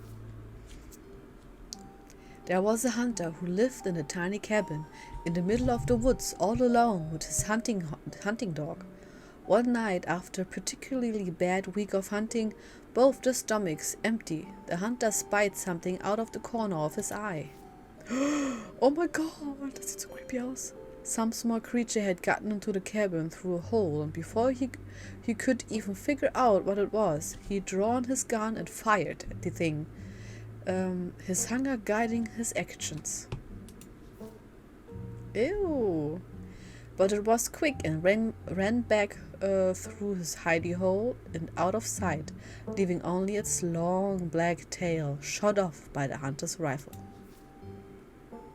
Ew, hat es gekocht? Sie hat mir auch nicht mehr geantwortet auf meine Antwort auf ihre Frage. Oh ja, ich glaube, sie ist wahrscheinlich eingeschlafen. Ist schon ziemlich spät jetzt anyway. Aber so lange mache ich jetzt auch, glaube ich, nicht mehr. Wahrscheinlich bis 9 oder 9:20 oder 9:30 vielleicht allerspätestens. Kommt drauf an, wie spannend das Spiel jetzt werden wird. Guess this'll have to do, he said to his dog, and threw the tail into the pot to cook a soup. He and his dog ate well that night. Ich meine, wie groß war denn der Tail? War doch nur so ein Rattenschwanz. They ate well that night, the tail filling them both up. The hunter crawled into bed, satisfied, and his dog curled up at his feet. He woke up to the sound of long nails scrabbling across wood. His dog was nowhere in sight. Oh no! Only a rumpled spot on the covers where he'd been. and in the gloom he saw 2 big yellow eyes staring right at him. "I want my tail, Pooh," a high, hoarse voice croaked from the darkness. "Go away," he screamed at the thing. But it stepped closer to him, still shrouded in darkness, the sound of long claws dragging across hardwood accompanying its movements. "I want my tail, Pooh," the creature growled again. Also so circa halbe Stunde bis eine Stunde noch. Ja, vielleicht 45 Minuten so halt. "I get my dog after you," the hunter squeaked, his voice catching his throat with fear, but there was no dog to be seen. "Ooh. I want my tail, Pooh." Before the hunter could so much as scream, the creature leaped from the darkness, long claws stretched out towards the hunter. No one is sure what the creature did to him that night, but the next morning all that remained of the hunter, his dog, and his cabin was Chimney standing alone in the woods. Oh wow. Okay. Tommyknockers. Tommyknockers originated in Cornish mythology, spreading to the United States when Cornish immigrants began working in Appalachian mines. They are named for the knocking that can be heard from seemingly within the walls before a cave-in. According to some, the knocking serves as a benevolent warning. Others believe that the creature takes stolen hammers to the supporters of mines and collapses them on whoever is unfortunate enough to still be inside. They are traditionally thought to be impish, leprechaun-like beings, but some claim they are the spirits of dead miners forever cursed to haunt their final resting place. Das war eine kurze Geschichte darüber nur. Oh. Often linked to Cherokee legends, some cite the Vampus Cat as originating with the story of a woman who sought vengeance against a monstrous cat demon for driving her husband mad. She hunted in town and by wearing a bobcat mask tricked it into using its own vile magic on itself, freeing the people of the region from its evil. Others say the creature comes from the story of a woman who wore the pelt of a wild cat to witness forbidden hunting rites. The hunters of her village gathered to perform the rites, and she watched in secret from underneath the cat's pelt, but was soon discovered. For her indiscretion, she was, ich weiß jetzt nicht, ob man das so sagt, she was fused with the pelt and transformed into a creature that was neither human nor cat, forced to wander the wilderness alone, feared by all. Her calls are those of great sadness and serves as a warning to anyone who dares go against tradition. You're done here. You close the book and put it back. I think I'm all done. Let's check in. I think I'm all done. Let's check in. Alright, if we're going with that, with what Kanika's mom told us last night, I think we can rule out any natural disaster as what brought the ditchlings here. But not nuclear incidents. Looks like our state has history with those.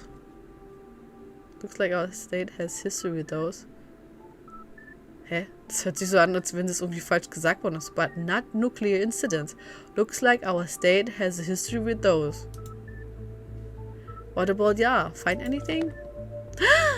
And a kitty. Oh my god. Before you can respond, a handsome black cat leaps onto the table. Stella quickly slams her book shut. Oh hey Pixel. You might want to close your book. He loves to rip any paper he can find. Yeah, cooked. Oh my god, I love him. Don't worry, little guy. I didn't forget your treats. Oh Gott, wir müssen das... Look at him, how cute. Pixel immediately goes to town on Stella's treats. Sorry if Pix is bothering y'all. Hopefully he hasn't gobbled up any of our books. Gobble gobble. He can't stand the thought that people might pay attention to anything that isn't him. Why do you let a paper shredder freely wander the library? Why do you let a have you seen this little guy's face? How could I say no to that?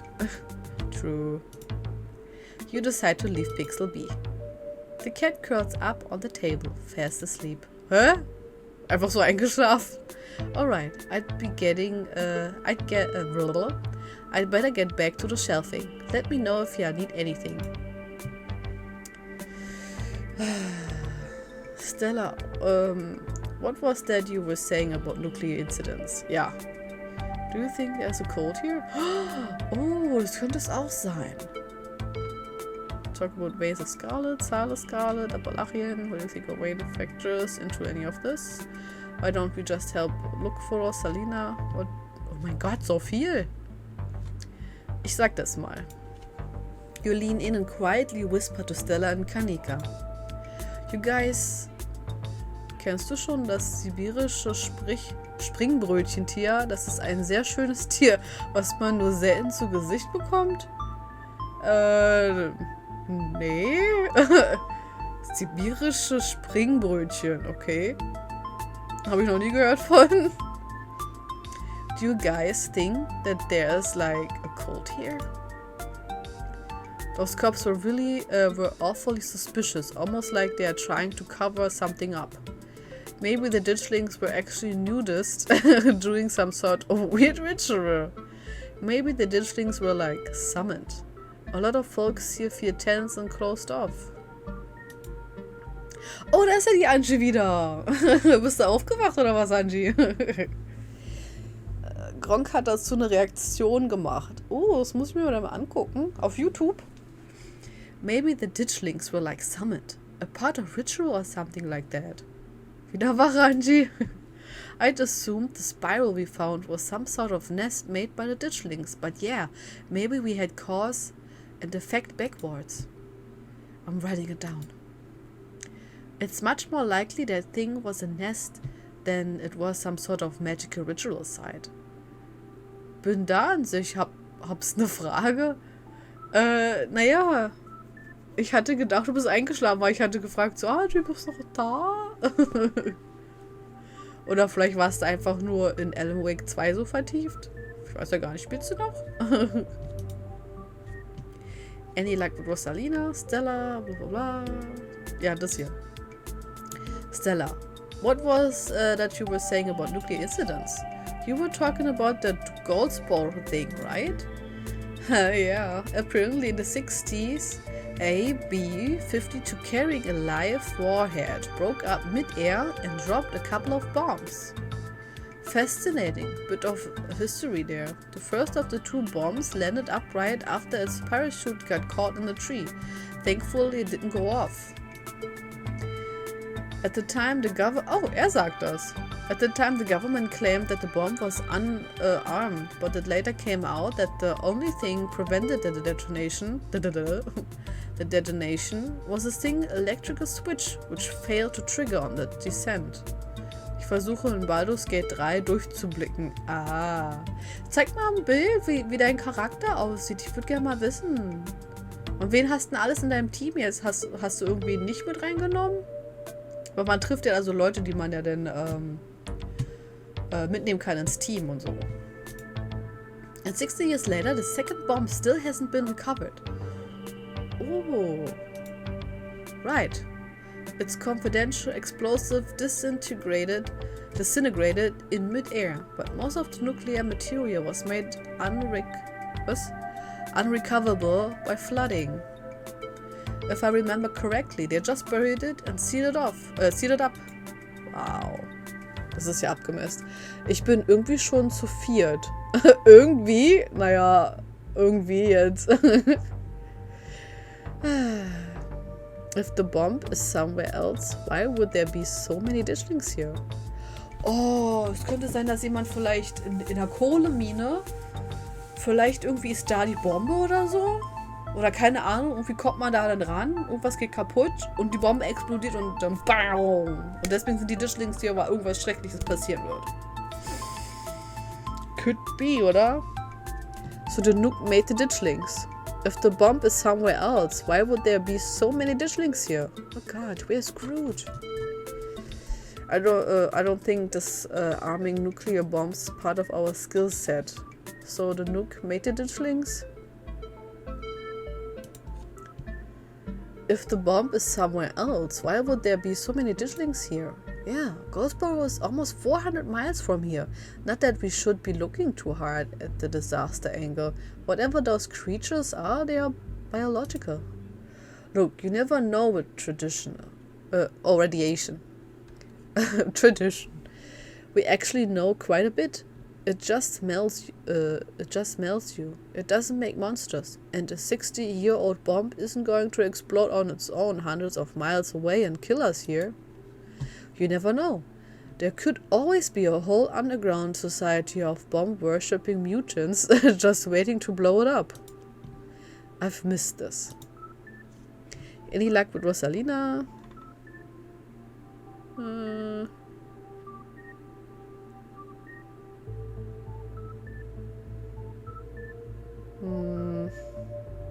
Ich muss aber sagen, wir haben ja gerade die Geschichte gelesen über dieses eine Vieh, der Typ mit dem Rattenschwanz. Der hat da so leuchtende Augen gehabt.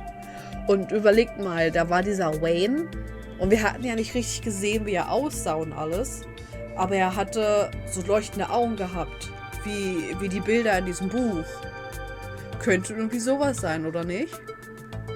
Das neue Robocop-Game soll relativ gut sein, habe ich gehört. Ich habe nur kurz gesehen, dass, wie war das nochmal? Ah, es war Gronk, glaube ich. Der hatte die Demo gespielt, oder? Ich bin mir gar nicht mehr sicher. Do you think Wayne's affected into any of this? That creep who keeps coming around my mom's tea room? He snuck up on us last night and called out Tia by name. Yeah, there's definitely something wrong with him. Maybe he's sick. Maybe that has something to do with that, what you saw in the woods. I don't know. I'd buy it.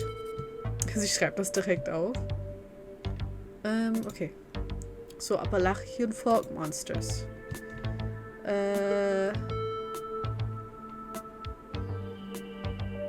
Ah ja, das one, würde ich sagen. I can't believe I forgot that one. It scared me so bad. I didn't eat soup for years. Soup? I thought a monster might try and dig it out of my stomach if I did. I love that one. There's this old chimney in the woods that I used to think was the chimney from Tailipo. The one that was left after the thing did whatever it did. Now I know that's just because chimneys don't burn down and the wooden houses do. That doesn't mean it's not the chimney from Tailipo. I've camped out there a couple of times and seen some pretty spooky stuff. Oh yeah, I watched that video. You saw raccoons. You're gonna get rabies one of these days, chasing after wildlife like that. What can I say? I like to live on the edge. Wampus. Do you think the ditchlings are Tommyknockers? Nee. Do you think Wayne is a Tommyknocker? Ich glaube eher, Wayne ist das andere. Wie heißt das nochmal? Nicht ein Tommyknocker, sondern der Telepod.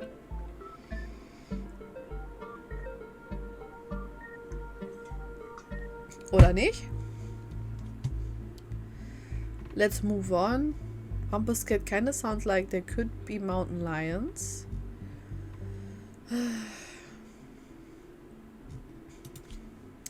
Wampus cats kinda sound like there could be a mountain lion. Voice like a woman crying out somewhere between person size and cat size.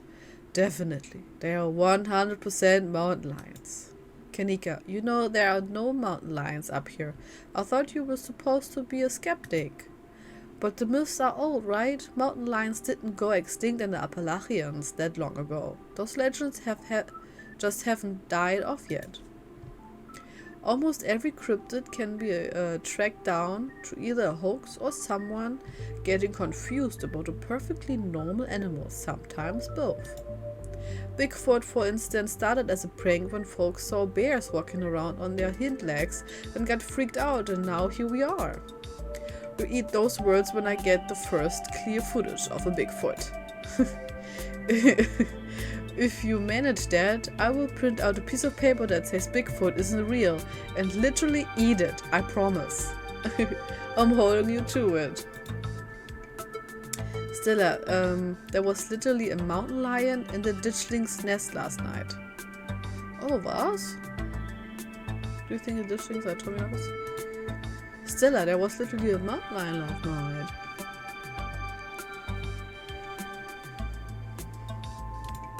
What? No way! Get Stella to believe in mountain lions. Yes, we got it! What? No way! Let me check the footage real quick. Stella pulls out her phone. Well, there aren't any alive ones in these parts. Jetzt vielleicht gerade nicht. Do you think Wayne is a Tommyknocker? Maybe he's the ghost of a dead miner. There's something seriously wrong with the guy and we should definitely look into it. But I don't think he's a ghost. Yeah, ghosts tend to be tied to a specific place, though maybe he is haunting the whole town. Oh, es ist gleich 3. Bist du noch nicht müde? Seid ihr noch? Seid ihr überhaupt müde, meine ich? He's not a ghost because ghosts aren't real. I've also seen him like touch stuff. Let's move on. Oh, ich dachte wir gehen jetzt oder so. Okay. So about the coal mines here. Kanika's visible shudders. I get cold sweats just thinking about being in a place like that. I feel for the guys who work up there. I could never. Speak for yourself. I love good crevice. Ugh, I hate it. What happened after the mine collapse? The book just kinda glosses over that. There was a union for a little bit, but it didn't last.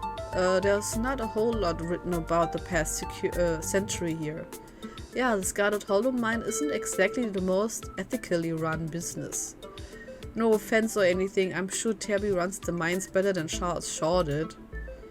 Still hasn't let the union in though. There's a reason she and I don't talk. A union busting mine collapse from a poor working conditions. Color me shocked. You guys really seem to have bone to pick with Charles Shaw. Maybe the ditchlings are here to foretell another collapse. Oh yeah. What if the ditchlings are coming from the mines? What if there's something toxic in the mines poisoning the town? Wayne seems sick. Be right back. Alrighty. What if there's something toxic in the mines poisoning the town? Wayne seems sick. Honestly, that sounds like one of the most plausible explanations we've had so far. What about the ditchlings? I don't know. Maybe there's some sort of parasite down in the mines. Maybe it infected Wayne and maybe Wayne infected the local wildlife. Yeah, that could work. Lass mal fragen nach Rosalina gleich. So, Scarlet. Which guy in the south? I should have known it wouldn't be pretty. Wouldn't get great, but sure some things to get where he was, huh? That book is perfectly example of why you should use multiple sources for your research instead of trusting the first thing you read on a subject. Yeah, that dude was a monster. The mines made a lot of money during Civil War too, and you can probably guess which side the North Carolinian business owner would be working for. Sorry, you're related to him.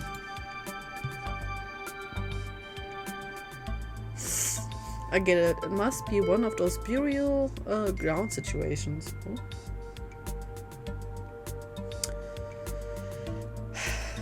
Oh, nee, das glaube ich nicht unbedingt, oder?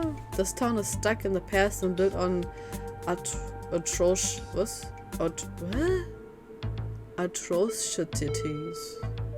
Okay. Ich kann immer so nicht aussprechen, meine Güte. Atrocities. Atrocities. It's already practically collapsing onto itself, no offense. He seems like a terrible person, but I don't see what that has to do with bad omen or creature in the woods. I don't think he's really relevant or whatever happened right now. Vielleicht das.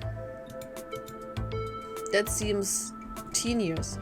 assuming Kanika's mom is right. They're here on, as an omen, but because they're going to do something themselves. And I think we know how I feel on the matter. Should check out the mines. Lucky Rosina? Not yet. I knew a teen would be a handful, but I didn't think it'd happen overnight. I'll probably head out once you're all done and check in on her usual hounds. I think we should head back to the woods. Why don't we just help look for Rosalina? We should check out the mines. Ah, sollen wir vielleicht lieber helfen mit Rosalina? Aber ich würde gerne die Mines mir ehrlich gesagt anschauen. Ich habe Angst, dass wenn ich das jetzt anklicke, dass wir dann halt sofort losgehen und wir halt nicht nochmal irgendwo anders hingehen können.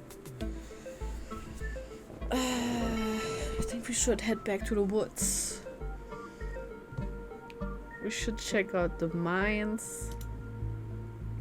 If there's a missing kid in town, that's probably why more important than whatever else we'd be doing. Just to clarify, I don't think she's missing. Also, das stand jetzt nicht da. Ich hätte das jetzt nicht gedacht eigentlich. She's just out with her friends ignoring her poor old man. Not that I don't appreciate your concern. I don't even know where we'd look aside from the old Maxwell place. What do teens even like to do these days? You don't have to worry about checking up on her there. I'm going there myself once I've finished shelving. Just let me know if you run into her while you're out. There's an awful lot of mine-related stuff in my notes. Maybe that should be our next stop. We can poke around, find out if anyone's seen anything weird. Just to clarify, you're suggesting we go to question some of the miners, right? We are not poking around unprepared in the actual mines, right? Right? Yeah, totally. 100% I would never. Das ist gerade so eine Lüge. We don't even have a good reason to go down there. Good. Let's keep it that way. You know how I feel about mines. I promise, Neeks. We are just going to question some of the miners. And if that questioning gives us a good reason to poke around, say a cool abandoned coal mine, then we cross that bridge when we come to it. You can cross that bridge when we come to it. I am not going underground. I'm just messing with you. We stick to the surface. And hey, maybe we'll luck out and run into Rosalina while we are looking around. Okay, good. And hopefully we can find out what's wrong with Wayne while we are at it. We were always going to wind up in the mines. I feel like I don't have much of a say in this, but okay. For the record, this wasn't my idea. Do we have to? This seems like a lot of work. Maybe Tabitha can help us out. Finally, the opportunity I've been looking for to get to know Tabitha. I'm sure Tabitha's going to love what we're snooping around. Alright, but let's try and stay under the radar. Awesome, let's roll.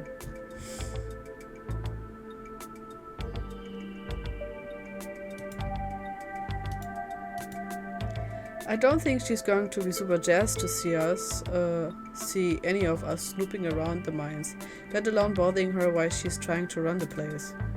She does get a little grumpy when she's at work. She gets grumpier at work. I'm pretty sure Snorg is that girl's baseline level of existence. Chatting over dinner might be a better way to get to know her. If you're okay eating boxed mac and cheese, yeah, we can sneak around the mines, no problem. I'll make sure to keep my eyes peeled for her. She won't even know we were there. Look at us, going out on a caper together. I missed this. I missed it too. I mean, sure, it's not under the best circumstances, but I've been so wrapped up in running the store I didn't realize how much I missed being able to hang out with you. Though, there is something missing. Reese. Ah, werden wir ihn jetzt endlich treffen? I really miss that dude. I can't believe how long it's been since we've seen each other. Have you seen him lately? Nope. I've tried to plan stuff, but he's been too sick.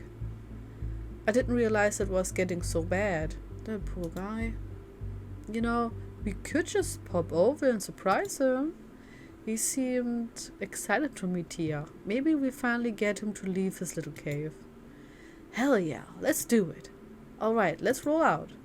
See ya, Oscar. We'll let you know if we run into Rosalina. Thanks, guys. I'll keep you all posted. Yeah, jetzt sehen wir wieder mehr Sachen. Reese's home stands at the edge of the forest wall, an isolated buffer cushioning the rest of the town from an unending wilderness. Reese, it's Stella. I brought some buddies too. Oh. Shh, not too loud. He's still sleeping. Can I help you with something? The woman in the doorway stares directly into your eyes. You can practically feel her simmering irritation washing over you. Hi, Dr. Kelly. We were wondering if it would be okay if Reese could come hang out. Nothing strenuous, we promise. I'm not going to wake him up. If he is sleeping, he probably needs it. Whatever you two have planned is probably beyond what he can manage right now. Anyways. Oh no, poor Reese. It's just been so long since either of us have gotten the chance to hang out with him. I'm sure he and Tia would get along super well too. Hi, I'm Tia, Vivian's kid. Stella, if Reese is that sick, we shouldn't be dragging him along on adventures. Yeah, nothing strenuous here at all. I know who you are. The way she avoids looking at you, she speaks. What? As she speaks, make you feel like you've done something wrong, even though you're pretty sure you've done nothing at all. Reese's is this Batman? Reese's mom turns back to the house, sighing. Sorry, I know that was a little rude. You just want to hang out with Reese, and he misses you, both of you too. She sighs again, as if deciding whether to finish her thought. He's usually feeling his best around mid-afternoon. Why don't you come over tomorrow, and we can have some supper, and hang out for a bit. I don't promise that he'll be perky, but I'm sure it'll brighten his spirits to see you two again. And I suppose you can come too, Tia. That would be great. I can bring a side dish, maybe deviled eggs. Does he still eat those? No, eggs are a little too much for him. They don't settle well. You can leave the cooking to me. I know what he can handle. Oh, was hat denn? Dass so krank ist. Okay, I bring soda then. That's not... Okay, yes, fine, you can bring soda. Nothing but caffeine. Ginger ale preferably. Oh, and leave the dog at home. Oh no, she might cheer up. You know, they have those therapy dogs in hospital. No dogs. Thanks so much, Dr. Kelly. We'll stop bothering you now. See you later. Dr. Kelly nods in acknowledgement and quickly shuts the door. The sound of several locks clicking into place can be heard from within. God, that woman makes me so nervous. I remember she used to be so nice and carefree when we were kids. She always had the best stickers when we had to get our shots. Maybe she's just stressed out about Reese. Or maybe she's just nice to kids. Either way, I guess it's just the three of us. You gonna drive? Yeah, sorry, I don't like the thought of going up there without the van. Cool. I like to take my shortcut then. It shouldn't take long for me to get there. You're welcome to take along, Tia. Don't worry, I won't offend you. Mein Gott, ich glaube, ich muss mal kurz eine Pause haben.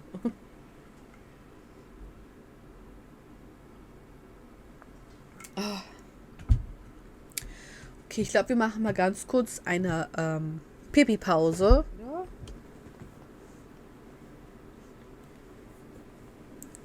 Ich habe mir einen kleinen Keks geholt. Macadamia, weiße Schokolade.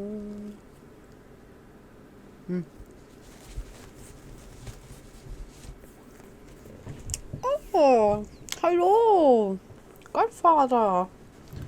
Boah, selbst zu so später Stunde dabei. Na, danke schon fürs Welcome Back. Wie geht's? Noch wach, ey, wow.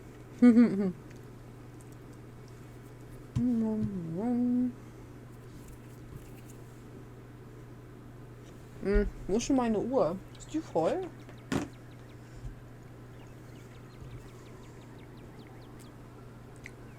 Bist du voll? Ja, sie ist voll. Okay, wie früh ist es jetzt? Hä? Ich glaube, es ist noch auf Alabama-Zeit, oder? Oh nee. Boah, wir haben ja noch Zeit ein bisschen. Okay, ich mach mal kurz meine Uhr ran noch. Und dann geht's gleich weiter. Angie, zeig doch mal den Charakter da, den du hast gemacht, der so cool aussieht in Baldur's Gate. Ja, war am Lurken hatte noch zu tun, aber seit dem Bikini-Bild hast du zumindest meine geteilte Aufmerksamkeit. Oh Gott, oh Gott. Ach ja, mache ich gern. Ja, das war also, ich glaube, das war jetzt nur ein Joke. Also ich werde das auf jeden Fall mir nicht holen, so ein Bikini. Oh Gott, ja. Jetzt habe ich mich wieder so hingesetzt, dass mich das wieder strangelt hier. Jo. Ich gucke ja auf mein Telefon, ob das Bild an, ich warte drauf. Ah ja.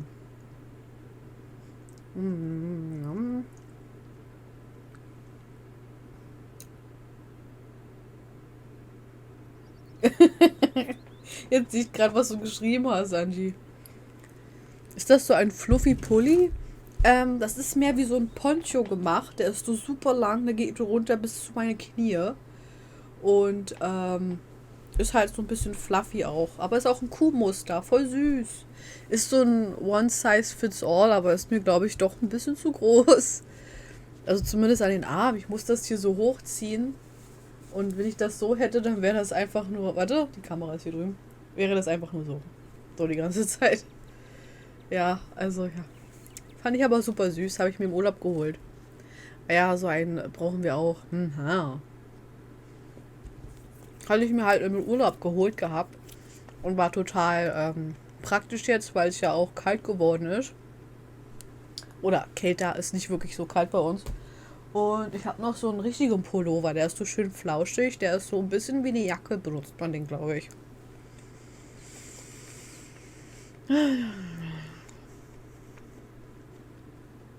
Okay. Auch ein bisschen blöd, jetzt kann ich den gar nicht essen, den Cookie.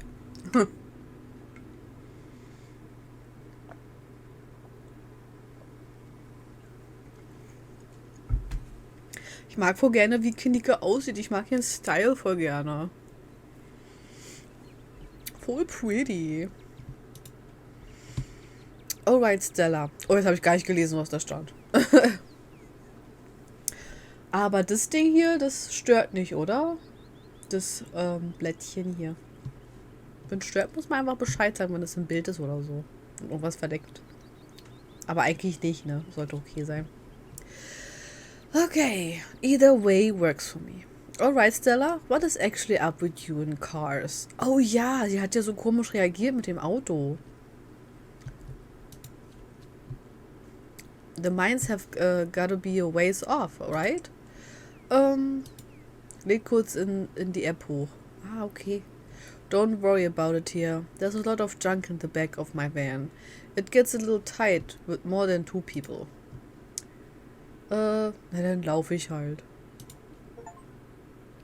Walk with Stella through the mines. I walk with Stella. We meet you there. Okay. Hat bestimmt mit ihren Eltern zu tun, warum sie auch nicht gerne Auto fährt. The woods are calm and serene compared to last night.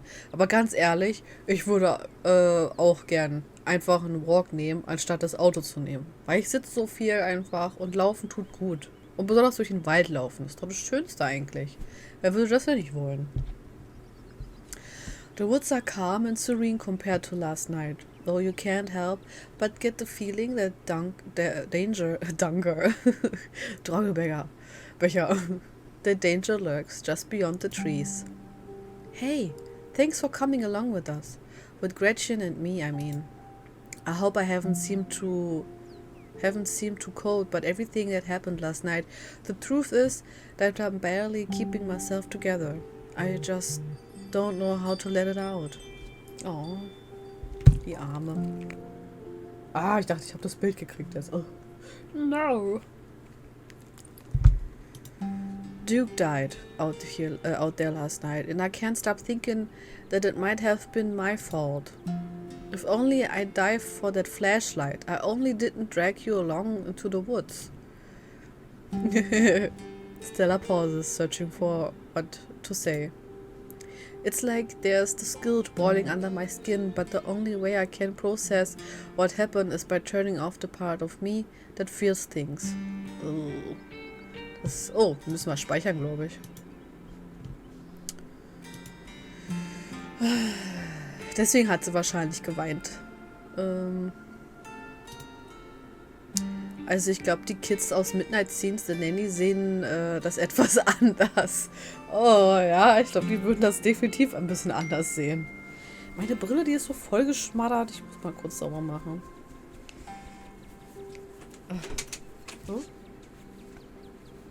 Oh, da ist eine Katze. Eine Kitty Cat. Schon wieder. Hallo. Na? Du musst mal hochnehmen. What's up? Soll ich nicht hochgeben? Warte, nee. Ich probier einfach selber kurz. Ich probier mal die Katze hochzuheben. Komm mal her, nicht weggehen, komm her.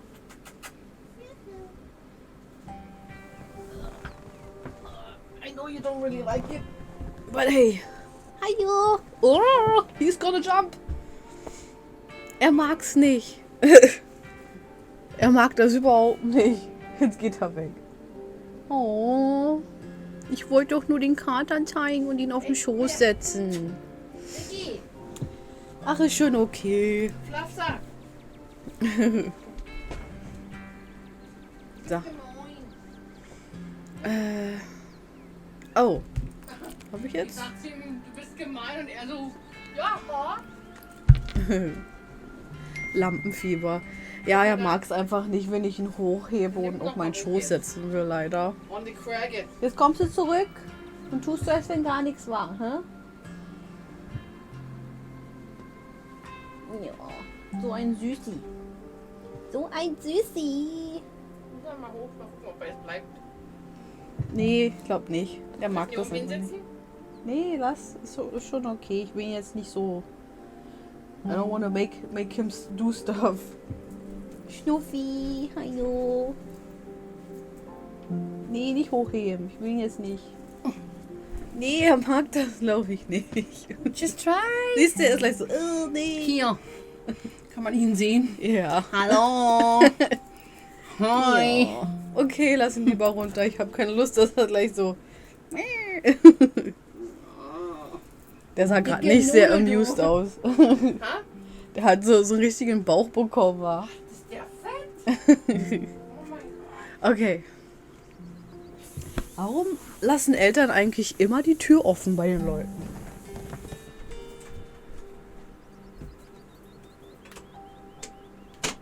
So. Hier mein riesiges Kleid erstmal. So. So. Okay, lass mal kurz gucken. Jetzt habe ich das Bild bekommen. Pretty. Da sind auch die blauen Haare, Angie. Die ist richtig cool geworden. Damn. Ich glaube, ich würde da drinnen sitzen. Ich zeig mal den Charakter von der Van Heda Angie. In Baldur's Gate 3. Der sieht schon richtig cool aus, oder? Besonders die Augen. Nice. Ich würde das stundenlang, glaube ich, brauchen, um mir meinen Charakter zu machen. Das verstehe ich auch nicht. Ich würde an deiner Stelle lieber mit offenen Augen schlafen. Katzen sind nachtragend. Naja, er ist ja mehr wie so eine Draußenkatze. Er lebt halt komplett draußen. Und das eine Mal, da war er noch ganz jung, habe ich mich mit seinem Bruder ein bisschen mehr befasst. Und was hat er gemacht? Er hat mir einfach in mein Bett gepullert. Okay? Ich war so sauer. Oh mein Gott, ey. Man konnte so viel einstellen.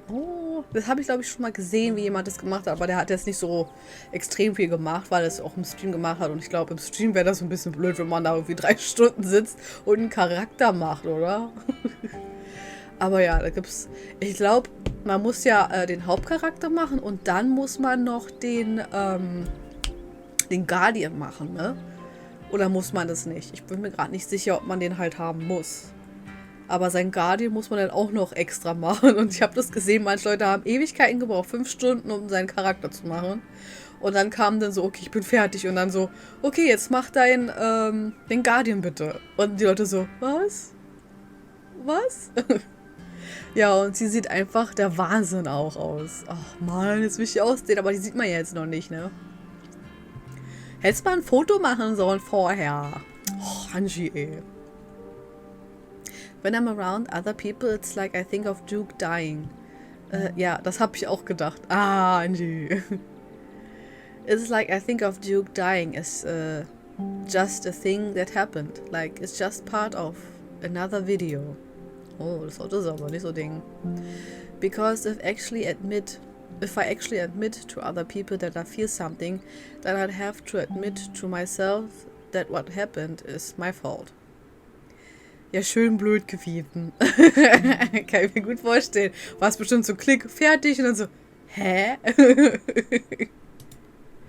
Ach, sorry, ey, hier gerade voll serious Gespräch und wir sind hier voll am Rumlachen, ey.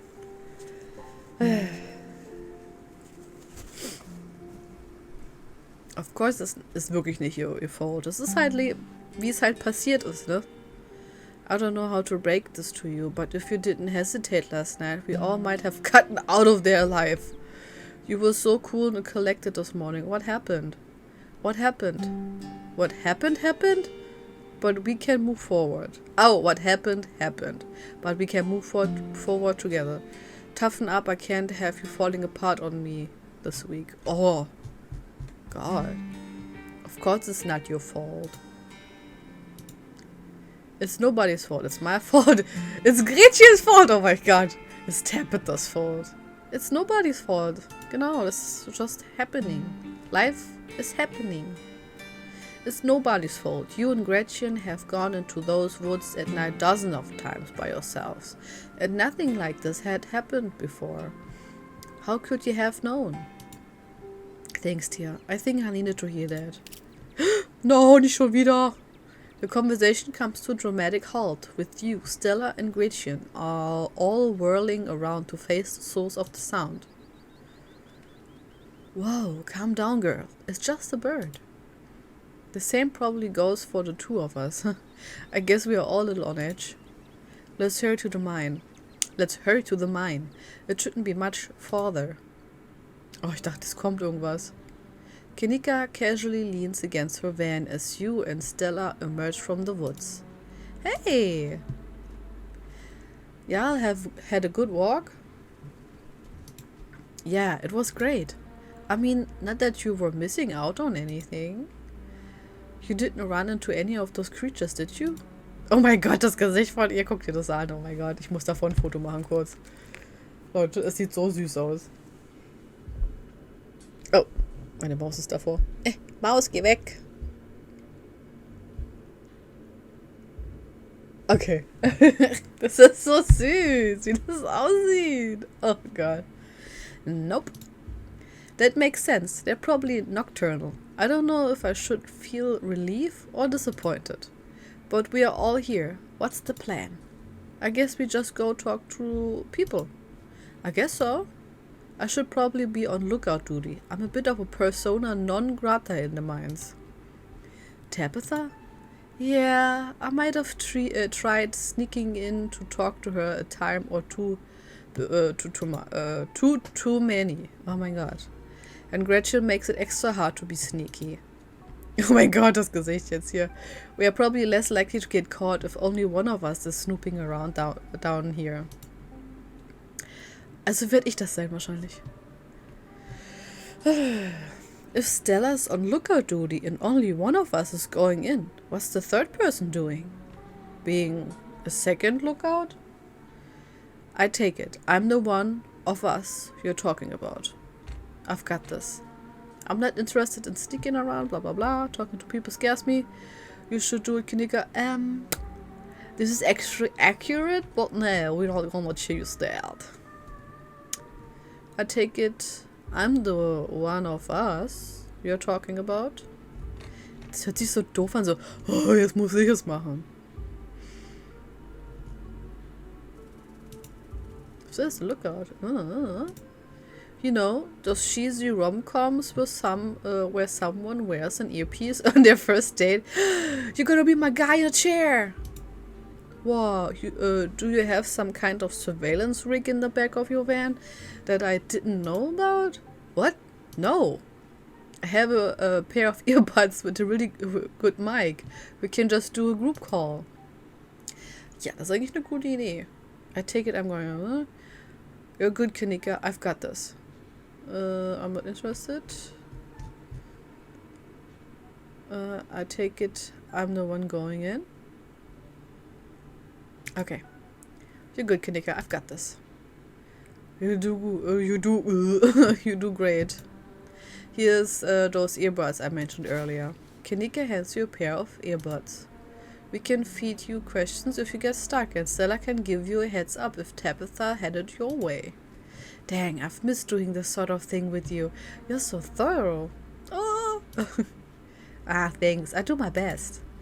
I guess we should part ways and start the call, yeah? Let's go. Stella and Kanika break off, leaving you alone in the entrance of the mines. Your phone buzzes. Hey! Can you hear us? Try saying something. Something. You're loud and clear. Won't people notice that I've got earbuds on? Does it actually matter? Nope, I can't hear you, sorry. Ich würde gerne das sagen. Very funny. You're coming through crystal clear on my end. Nothing to do now but enter the worksite. Enter. You pass through the unlocked fence and enter the property of Scarlet Hollow Mine. Ob wir auch Wayne treffen? I'm in. Approach the nearest group of miners. I'm in. Alright, Morpheus. Good. Good to know. Go straight to the main office to find your cousin. Ich dachte, wir versuchen sie eben halt nicht dahin zu gehen zu ihr, damit sie nicht suspicious wird. Wir gehen jetzt mal zu der Gruppe. Oh, hier arbeiten auch Frauen. You approach the nearest group of miners. A blonde woman, a broad-shouldered man, and an old-timer. The uniforms identify them as Harrison, Davis, and Zax. Hä? Harrison? Oh, das ist der Nachname wahrscheinlich, ne? You got a reason to be bothering us? Das sag ich definitiv nicht. Seen anything weird lately? Do you know anything about a guy named Wayne? So, what do you think about Tabitha? You should get out of town, so I met this guy on the bus. Hä? How random wäre das? Ich komme so an und so, ja, wisst ihr, ich habe da so einen komischen Typ im Bus kennengelernt. Okay, Wayne. Yeah, we knew him. He was such a cut-up. Missed that dude. Anscheinend ist er missing oder so. Why are you talking about him in the past tense? I met him last night. Good question. Wait, what? Oh, wait. Isn't that the guy you said was, well, I guess he ain't. And he hasn't even skipped town, huh? A pretty unexpected turn of events, if you ask me. What a relief. Though something awful had happened to the poor guy. What do you think happened to him? What, are you some sort of cop? Man. Just tell me what happened. Yeah, I'm a cop and I'm looking into whatever happened to Wayne. Hmm? Just tell me what happened. Oh, frick. Hey, Zax, come on, man. No, I've been here decades, longer than you, and I know bait when I see it. Let's get out of here. Our shift's about to start anyway. Sorry. Ach, dang it. Ich hätte es bestimmt rauskriegen können, wenn ich gelogen hätte. Aber ich dachte, ich bin nicht so ein guter Lügner, weil man das halt auch als Trade haben kann oder so. Cookie. Der meine schlief. Maybe it was just me, but they seemed to think Wayne was dead, right? Also es seemed like irgendwas ist passiert zu ihm. Wir haben ja auch gesehen, wie er aussah. Er hatte dieses blutige Shirt an. Auf jeden Fall ist irgendwas Komisches passiert. It wasn't just you. Don't worry about the miners storming off like that. That's some pretty good info. Okay. Thank you, Konika. Approach another group of minors. Go to the main office and find your cousin. Regroup with the others. We head over to the next group.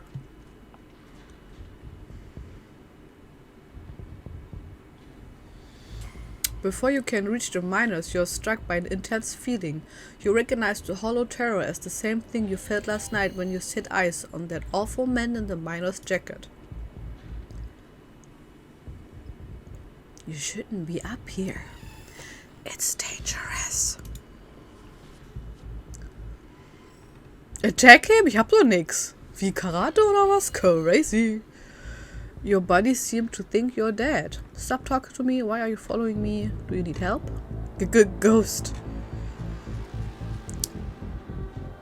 What are you? Flesh and blood. Much like yourself. You don't have to be afraid of me. Stay home. Wait for the week to end. Don't keep putting yourself in the path of danger. This is all I ask. Oh, no. Before you can say another word, the figure is gone. Hey, Tia, are you still there? We've just been getting static from you. Whoa. Wayne got the jump on me. Oh, don't mind me. Our new friend just stopped by to say hello.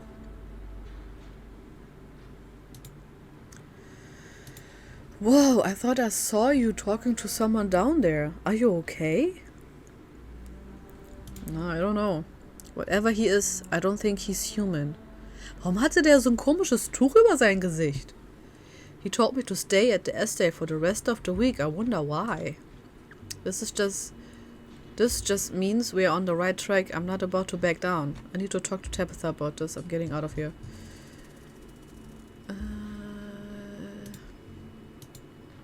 I hate to say it, but between the way those miners talked about him and how the call went to static, what if he's a ghost? Das habe ich mir auch gerade gedacht.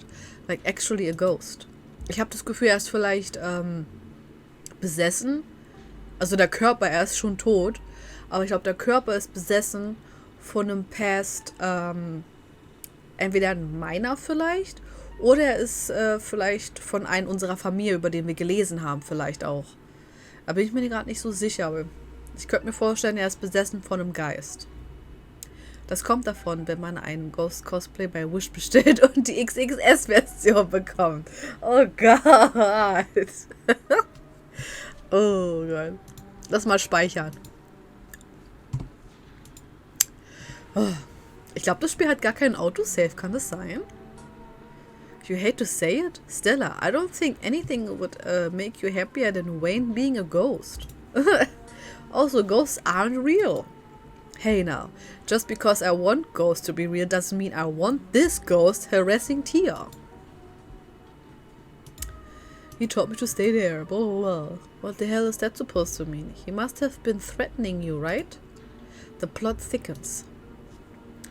This just means we're on the right track. I'm not going to back down. I need to talk to Tabitha about this. This just means we're on the right track. I'm not gonna back down.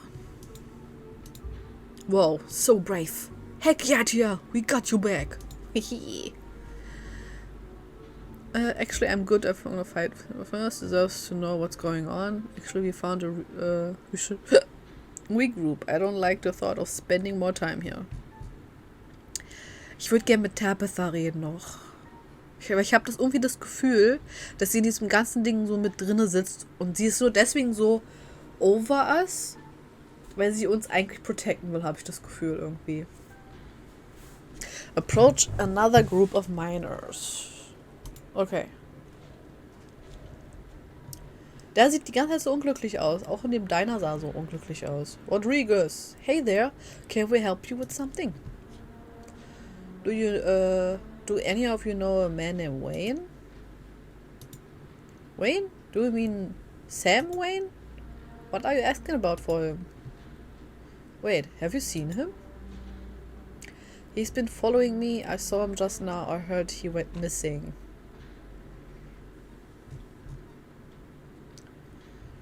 Sollte ich lügen?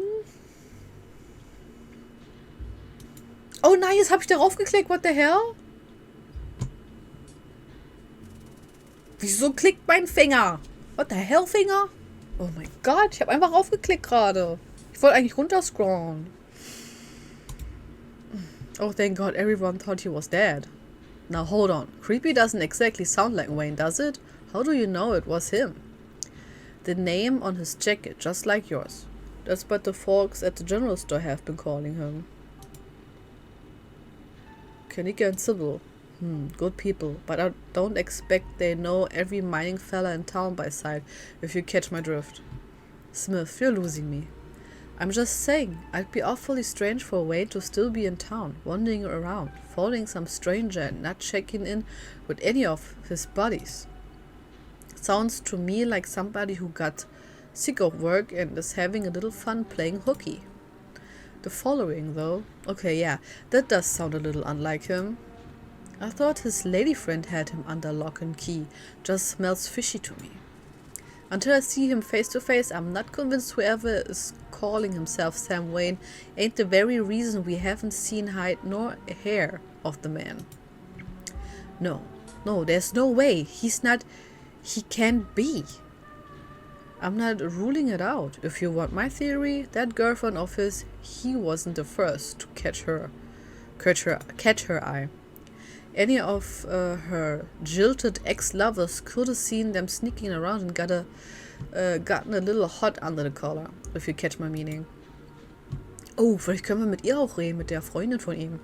Dang, who are they talking about? The miners are silent for a moment, glancing between each other nervously as they imagine the possibility. I told him not to get involved with her. I told him. Warte, mit Tabitha? Nee, oder? Have you fellas seen anything out of the ordinary? What do you think? Whoa. Now if you don't know where, there's no way I'm poking that wasp nest. Forgot we said anything. Yeah, I don't want to be the next on the shopping block.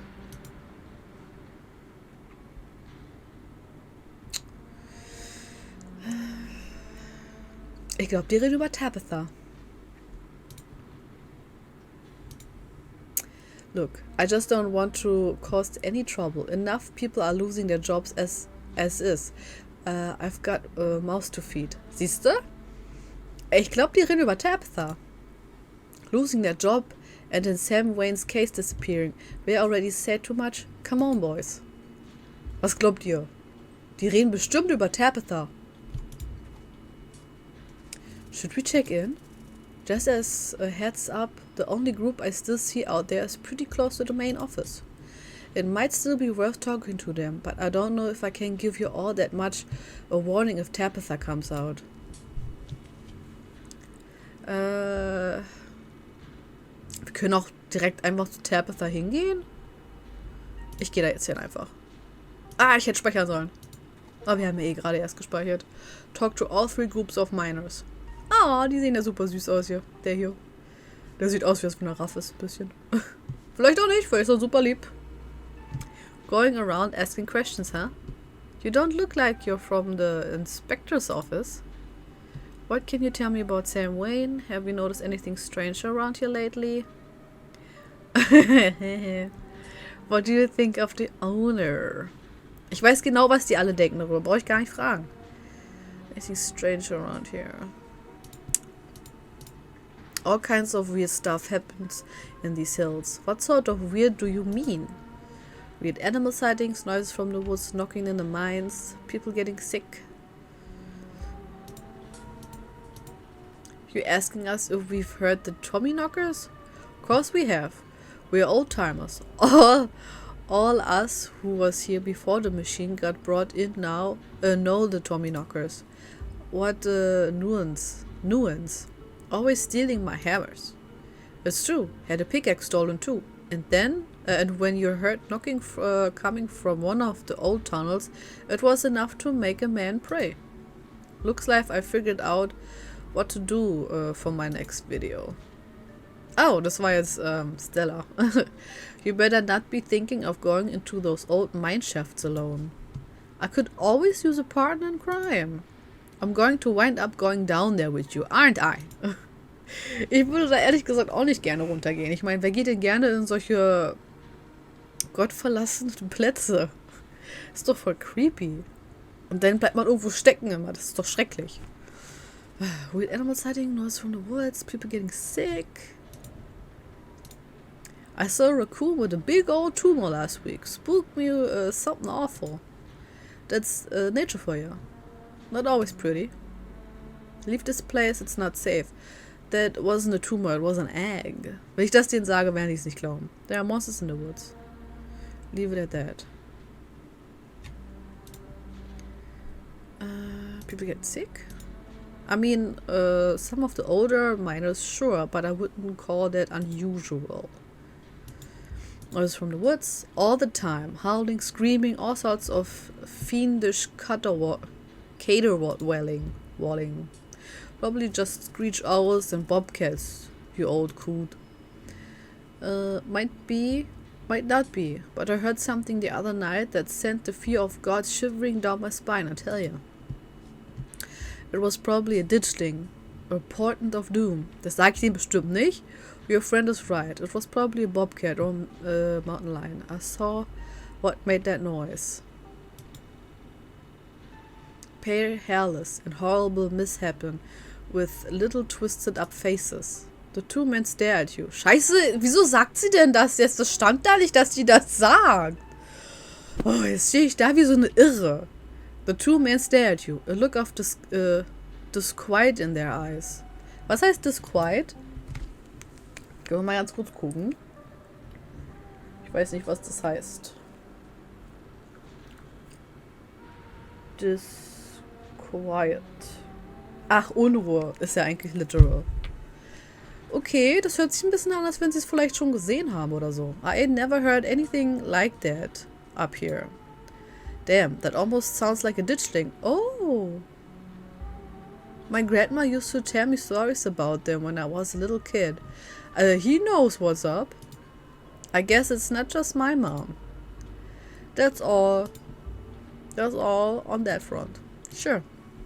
What can you tell me about Sam? Oh, Sam Wayne nochmal. He got himself into trouble, didn't he? Why? You seen him around? What's that young buck up to? Ist es ein junger Mann?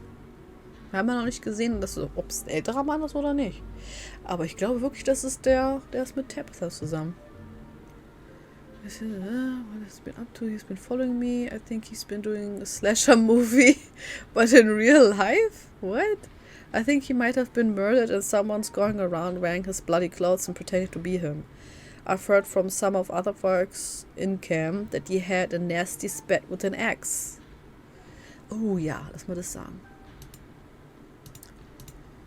Huh, you mean the boss? Oh my god! I knew it! Oh my god! You mean the boss? Far as I know, that never ended. Stella audibly gasps. Oh my god, Leute. Ich war so right. Ich muss mal kurz meinen Stuhl ein bisschen höher setzen. Irgendwie, ich sitze so tief. So, das ist besser. It is Tabitha. Ich sag's doch. Leute. Yeah, I figured he just ran off to live in that big mansion with his belle. The thought of his, vielleicht hat sie noch umgebracht. The thought of a strapping young man like him with that sour-faced broad always left such a bad taste in my mouth. Oh my god, gross. As if you wouldn't fall on your knees if a woman of means showed a slight bit of interest in you, or any woman at all. Fair enough. But I suppose this begs the question, did she run him off? Or did some jealous son of a bitch oust him? What, are you talking about Tabitha? Oh, vielleicht Pearl Ann? Ich glaube aber nicht, oder? Weil die reden ja über nicht in der Past. Yep. Oh my god. Dang. I figured that's what they were getting at, but it's weird to hear it out loud. You good, Stella? Yeah, I just had no idea. What do you think of Tabitha? Ach, hören wir uns das einmal kurz an. Haben wir wenigstens einmal gefragt. The two men shift uncomfortably. Not the kindliest woman I ever met. She runs the place alright. Tell that to all the boys she's been laying off lately. Keep going around saying that and see how long till you're one of them boys. All I have to say is, a mine that's doing well doesn't go around laying off its workers for no reason. I'm not so sure any of us are gonna have jobs in a few years. Vielleicht ist auch irgendwas mit der, vielleicht ist da auch irgendwas, vielleicht ist da keine Kohle mehr langsam. Und Tabitha kann deswegen das Haus nicht mehr ordentlich machen. Ich glaube, ich muss die Kamera ein bisschen hier rübersetzen. Ich glaube, noch ein bisschen. So. Ja, so ist besser. Haha. Tate, you're a damn fool. You're gonna be next if you keep up that kind of talk. So be it. But the man needs to speak his mind sometimes. Oh, ich bin so froh, dass sie mit denen geredet haben. Die waren die nettesten von allen. That's all. Thanks for the help. My pleasure. If that Wayne keeps bothering you, just let us know and we whip him into shape. Oh, die sind voll lieb. Tia, I think we've got a problem. Oh, shit! What the hell are you doing here? Ah, crap. Good luck. Sorry, Tia. And that's our cue. Partners, you shouldn't be here. This place is dangerous. Why can't you just stay in the estate and stop sticking your nose where it doesn't belong? Ich habe das Gefühl, sie steckt irgendwie unter der Decke mit irgendwem, der hier diese, halt mit Wayne, weißt du? Der hat ja gesagt, bleib weg von hier. Ich habe das Gefühl, deswegen wird sie auch so viele Arbeiter los, weil sie vielleicht hier irgendwas plant zu machen irgendwie. Mal sehen. Oh, what is that ridiculous thing doing in your ears? Are you trying to record my employees? Are you trying to record me? Tabitha snatches the earbuds out of your ears and throws them to the ground. Excuse me, wow. Typical phone addict city dweller, huh? Gah, and I have a meeting in 5 minutes. I can't even drive you back. Okay, look, I don't want you to wandering anywhere else. Just stay here for an hour. I can take you back to the estate as soon as my meetings wraps up.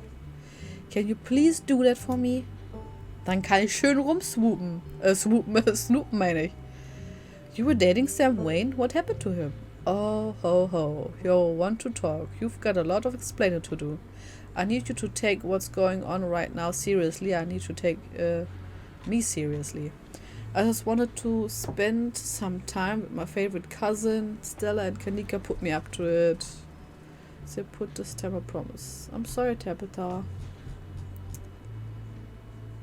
Sollen wir einfach straight rausgehen? Weil sie ist ja auch super straight die ganze Zeit. So. Let's go.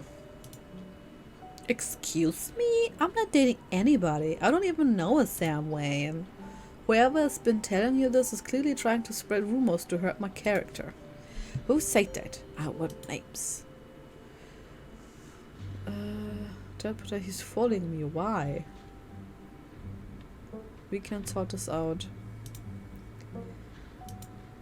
How should I know? I don't know what these people told you, but I'm sure it's all bullshit. I don't involve myself with their lives. You think a bunch of miners on break are just going to be honest with a random stranger that wanders into their camp? You're more naive than I thought. I need to go to... wieso hat sie irgendwie alle 5 Minuten Meetings, oder? Ganz komisch. I need to get to my meeting. Just stay here until I come and get you, and do not move a muscle. Oh, and if you don't want to be followed by some weirdo, just stay home. Tabitha rushes off to her meeting. You stoop to the ground and pick up Kanika's earbuds. Sorry, I wasn't able to give you a better warning. You good? Yeah, I'm good. Wie ist das? You're interrupted by a sudden movement out of the corner of your eye. A girl carrying a bundle of snacks pops through a hole in the fence and disappears over the crest of the hill. Hey, I think Rosalina! Wait, really? What is she doing here? Die sah so aus, wenn sie irgendwie vor irgendwas weggelaufen ist, oder? Clearly she's doing a delinquency. She's probably fine. Kids be kids. Am I right? I'm going after her. Das war so direkt mein erster Gedanke. Good idea, we try and catch up with you. Was? You rush over to the hill and get your bearings. The sounds of active mining fading into the distance. Rosalina is nowhere to be found, but dusty footprints point towards a nearby mine. Lass mal kurz gucken, wie viel es ist. Ah, okay, wir müssen bald ausmachen, leider. Something about the mine feels wrong, as though a cold anger lies burning inside, sucking the life from the surrounding hills. This is the site of a mass grave. Wow. Oh, das ist, wo das eingebrochen ist alles, ne? Was ist denn das? Oh mein Gott, Leute, da oben! Oh, ihr könnt das ja viel stärker sehen als ich. Da ist so ein Vieh. So ein Ditchling ist da. She didn't. I guess the old Maxwell place doesn't cut it as the secret hangout spot these days. Okay.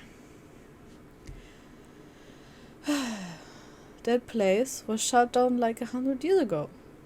But the shore mine. After a collapse that killed over 100 people. And here I thought Stella was going to be the one and drag me into the abandoned coal mine. I remember all of those bad feelings I got last night. This place feels straight up cursed. Have teens always been like this? Blah blah blah. I guess I should go after her.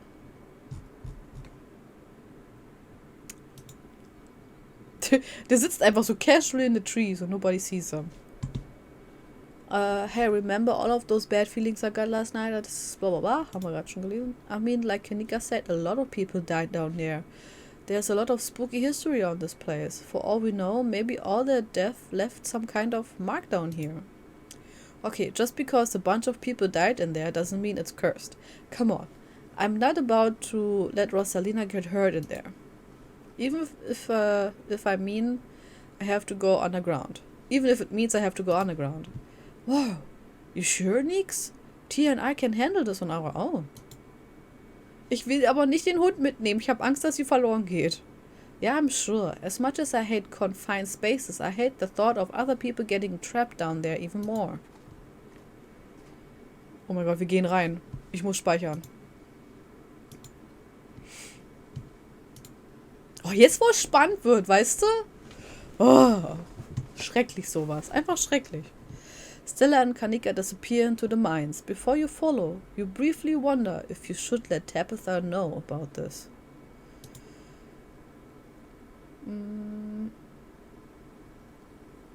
Ich glaube, es ist gut, auch wenn es Tabitha ist, einfach jemanden das wissen zu lassen, was passiert und wo wir sind, falls etwas passiert.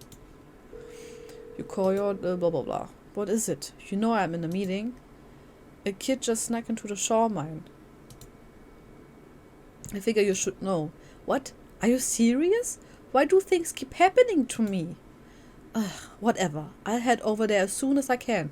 Just stay where you are and wait for me, alright? God, I don't even know why I'm trying to reason with you. It's not like you'll listen. I called you as a courtesy, but I'm not going to wait around for you. Or I will happily wait. Do not blah blah blah. No need to get snarky, I'll wait. Ich sag die Wahrheit. Call Tabitha to tell her about Rosalina, but don't wait for her. Ist Courtesy Call. Ich habe ein Achievement bekommen dafür. I called you, blah blah blah. I swear to God. I'm sorry, but my mind's made up. You hang up the call. Follow Kanika and Stella into the mine. Oh mein Gott, Leute, wir gehen in die Mine. Let's go. You take a deep breath and follow your new friends into the mine. Oh, ich hoffe so sehr, dass wir forever Freunde sind, denn danach, auch nach diesem Ding. Haben wir eine Flashlight? Warte mal. Haben wir nicht, oder? Shit. The inside of the mine is warmer than you'd expected. The air thick and wet. The ceiling hangs much lower than you're tall, forcing you and your companions to hunch over. Your leg bends in a painful squat as you begin to navigate its maze of corridors. Warum ist das denn so low da? Hey, you made it! I told you she would. I just wanted to make a quick call and give Tabitha to 411. Sagt Ihnen das? You didn't. I was hoping we'd be able to get Rosalina out here without any calling the cops on her. Or us. Tabitha's better not to try to have us arrested for trespassing. Oh, I wouldn't worry about her calling the cops. I've snuck into the mines dozens of times and she never called the cops on me. That's because you two have a weird thing. I'm pretty sure Tabitha actively hates me. And believe me, the feeling is extremely mutual. Ich habe ja nichts über die beiden gesagt, ich habe nur gesagt, ich gehe da rein. Well, what matters is that the gang's all here. We'll find Rosalina in no time. Let's go! Wir werden schon nichts finden da drin. Es wird schon alles in Ordnung sein. Hoffentlich. Oh, Alexa, turn on fairy lights. Und Alexa, turn off Peanut. Oh ja, ich glaube, das sieht besser aus. The deeper you progress into the mine, the heavier the air becomes. Cold dust hangs in the thick clouds around you, even though this place was abandoned over a century ago. Sag mal, Angie, bist du immer noch wach? Ich dachte, du bist eingeschlafen vielleicht. Spielst du immer noch Baldur's Gate? Jesus, it's cramped down here. Does anyone else chest feel tight? Hast du deine Lichter benannt? Ja, na klar habe ich die benannt. Okay, oh, kann man ja nicht. Also, das Licht heißt Fairy Lights. Das hat das englische Wort für Lichterkette. Und das Licht, was da steht, wo eine kleine Kuh drauf sitzt, heißt Peanut. Weil es irgendwie hat mich das an eine Peanut erinnert, also habe ich das Peanut genannt. Es ist einfach gleich 4. Bist du noch gar nicht müde? Ach so, das ist, weil du wahrscheinlich Nachtschicht hattest, oder? Und jetzt hast du noch so den Rhythmus drin? Yeah, abandoned mines are way more claustrophobic than people expect them to be. And this one's real bad, you know, because of the child miners. Oh, okay. Or should I say the minor miners? Kanika visibly shudders. Ich meine, sie kann ruhig gehen, wenn es so schlimm ist für sie. Okay, I'm not superstitious, but if there's one way to make sure you get haunted, it's cracking jokes about dead child laborers while walking on their graves. Doch, jetzt schon langsam. Schlage mit dem Stream ein. Du meinst, wo schlafe. Yeah, Angie schläft ein mit dem Stream. Aber ich muss auch bald ausmachen. Es ist jetzt bald 10 Uhr bei mir und ich müsste dann langsam ins Bett gehen, weil ich morgen arbeiten muss. What can I say? I do my best to tempt the spirits wherever I go. I actually snuck down here a few times to try and get some food. Oh, some good footage. Part of my ghost hunting phase. Jesus, Stella. The things you do for your viewers. Did you find anything? I wish. If any place in Scarlet Hollows was actually haunted, it would be this mine, hands down. But all I got was dust in my lungs and a couple of false alarms. Weißt du, ich verstehe irgendwie nicht, warum der Chat, der automatische, nicht geht irgendwie. Da hat nur einmal ein Command gemacht in der ganzen Zeit, wie ich online bin. Verstehe ich nicht. Obwohl ich alles richtig eingestellt habe. Ich muss mal noch mal gucken, glaube ich. Und eigentlich heißt der Igor. Ich habe ihn Igor genannt. Eigentlich müsste da dann Igor stehen in meinem Chat, denn wenn er kommt. Okay. Stella pauses as sound rushes overhead. Oh my god, what was that? The mine's going to collapse and we're all going to die here, aren't we? Stella sighs longingly. Ey, dann kommen wir da hinten an und dann sind die ganzen Teens aus dieser Stadt so voll am Party machen, so, yo man, what up? That's just how wind sounds down here. You sound so disappointed. It just brings back memories of my last foray into these steps. Every time I thought I'd finally found a spooky ghost there wound up being a very unghostly explanation.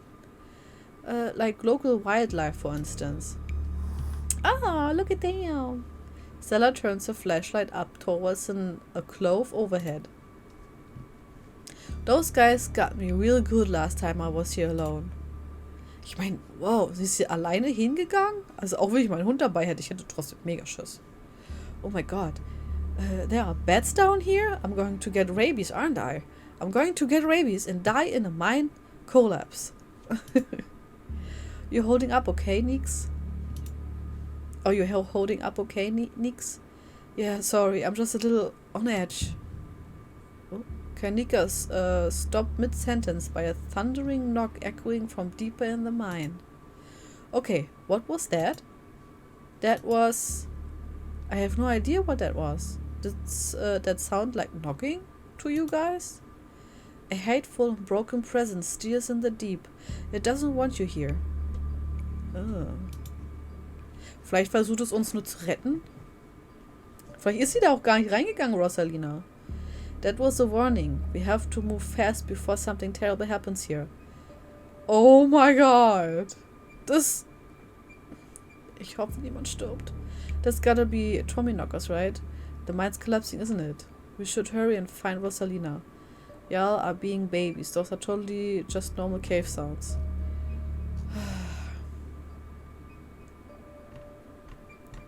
Ich sag einfach das. Yeah, agreed. The sooner we get out of this death trap, the better. Gosh, I wonder if those sounds are Tommy knockers. Okay, no Tommy knockers are not... no. Tommy knockers are not real. They're not allowed to be real. Are you trying to give me a panic attack? I'd love to spend some extra time poking around down here. Maybe it's got something to do with the mystery. The three of you are interrupted by a second, much less distant sound of a can being popped open. A can being popped open? Okay, okay, now that wasn't Tommy Knockers. It came from this way. Follow me. Ey, haben die jetzt wirklich eine Party da? You and Kanika follow Stella further into the mine. Ey Leute, ich war richtig. Die haben einfach eine Party da.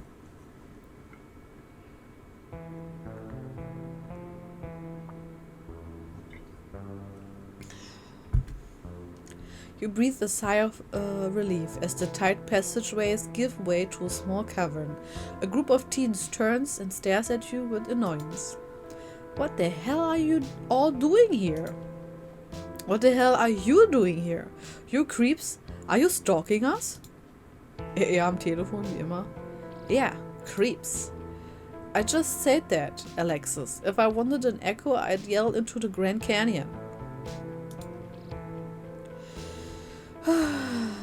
There's something terrible in this place that wants to be left alone. Get out before it leaves a mark on you.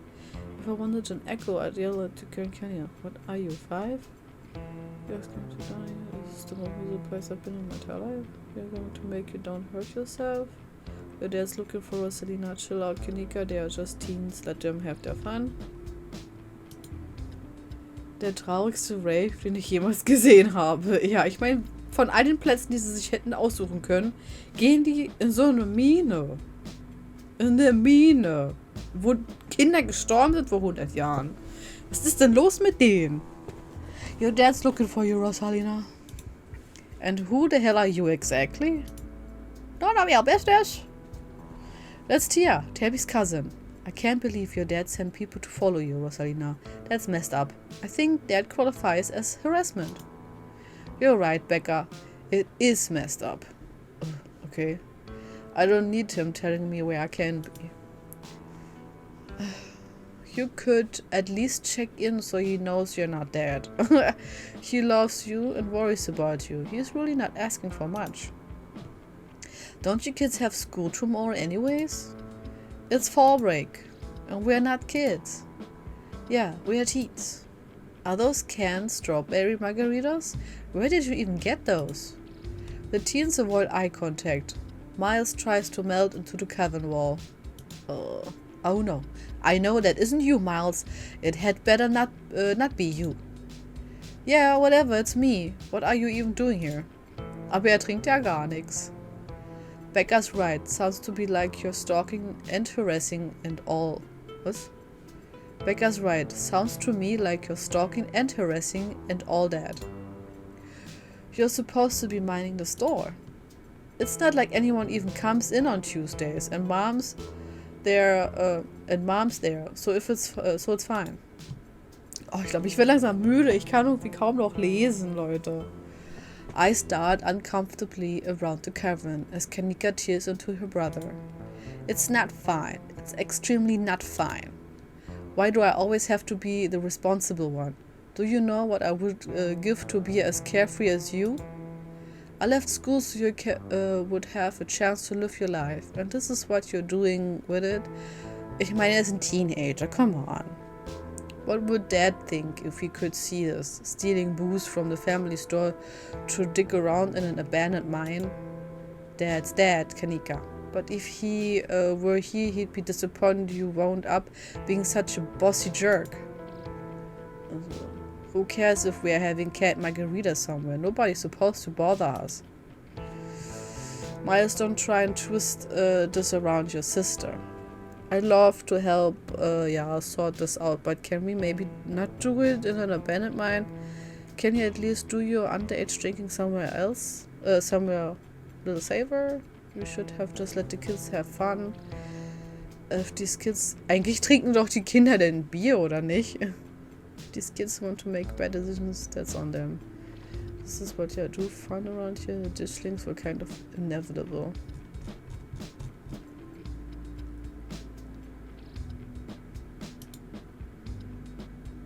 You're down here drinking with kids, as young as 13. That's messed up. Whatever.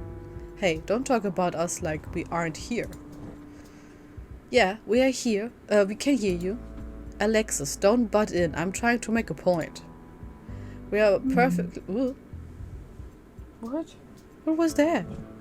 We are perfectly capable of taking care of ourselves. We don't need a bunch of sad 20-somethings telling us where we can be or what we can do. Sad 20-something? Hey, I'm not sad. Where did you get that idea? Running a clickbaity YouTube channel where you run around in the woods chasing nothing is extremely sad. Anyway, my dad is actually a foreman at a continuous mining facility, and he says they only abandoned this area because there wasn't enough coal left. Not because it was dangerous or anything, so we can hang out here at any time we want. Oh mein Gott, ich habe mich gerade so erschreckt. Oh mein Gott. Correction, your father was a foreman at a continuous mining facility. We see if he even has a job tomorrow morning. Oh shit. What? Oh shit. Oh hey Tabby. Kanika sighs. It's probably for the best that she's here. Do none of you understand what a boarded up mine entrance is supposed to mean? It means it's closed, condemned, not fit for human use. Ah, come on, this place is way sturdy. Check it out. Whoa! The teen with the beanie jumps up and slaps the strut on the ceiling. Oh, was that the knocking we were hearing earlier? Oh my god, Zane, cut it out. You're embarrassing us. I'm sorry for Zane's behavior. I don't think he realizes how extremely 8th grade it is to jump up and hit things. Oh, no offense, Rosalina. None taken. The other 8th graders are totally immature. Not like you, Rosalina. You're chill and smart too. Enough. The damage is already done. Now leave. I'm tired of people in this town dragging my cousin headlong into danger. I can't believe I actually agree with Tabitha about anything, but this is the worst place I've ever been in my entire life, and I would like to see the sun again before I die. Ah, come on. You guys, maybe it's not a big deal. We used to do dangerous stuff all the time. And I still do dangerous stuff now. I mean, I don't like this particular situation, what with the whole ditchling thing, but outside of that, who are we to tell them where they can hang out? I don't know who you think you are in this situation, Stella, but I own this mine.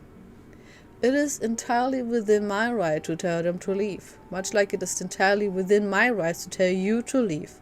Was your lifetime ban from my mines not a clear enough message for you? Hell yeah, Tabitha, tear her to shreds. Tabitha shoots Becca a furious glare. Wie die gucken. Er ist total anbordet. Look, we just wanted to give Rosalina a good time. Her home life sucks right now. Yeah, tell them about where you have to sleep, Rosalina. We've been living in the library for the past couple of weeks. Dad says we can't stay at our house. Oh, aber warum? They've got a hot plate and a couple cots in one of the back rooms. It's actually a pretty sick setup. No, it is insane. Rosalina deserves better. I don't care about your home life. If you're going to do your underage drinking, go do it in the woods. Just get off of my property. Tabitha. Look, Rosalina, I'm sure Oscar has a good reason for all that. He's a good guy and he cares about you. He thinks our house is haunted. Oh, haunted, you say? Wait, what? And I should care because? Because it's such a bullshit excuse. I bet he couldn't afford it anymore and is lying to you to save face. What a coward. Becca, I don't think you can like say that about other people's families. Isn't that like bullying or something? Shut up, Zane. Oh, dann jetzt sehe ich gerade, was der hier auf seinem Shirt hat. Back up. He says it's haunted? I can't believe he didn't mention it to me. I could investigate. There's no ghost, Stella. It would be cool if there was, but Becca's right. I just wish you would be honest with me and tell me what's really going on. It's like he doesn't think I can handle it. Like, I'm still like a little kid. You're all children. And none of you realize how good you have it. Back in the day, each and every one of you would be pulling 12-hour shifts in this exact mine. If it weren't for child labor laws, the 5 of you might have some extra character. Oh my god. Exactly, Rosalina. Not that mature anyways. We still sleep with stuffed animals. That doesn't mean she's not mature. I still have pork chops, you know? I rest my case. Wait, what did you just say about child labor?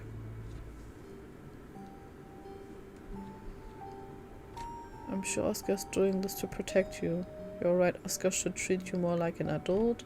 How do you know there isn't a ghost? At this rate, I'd be surprised if your house wasn't haunted.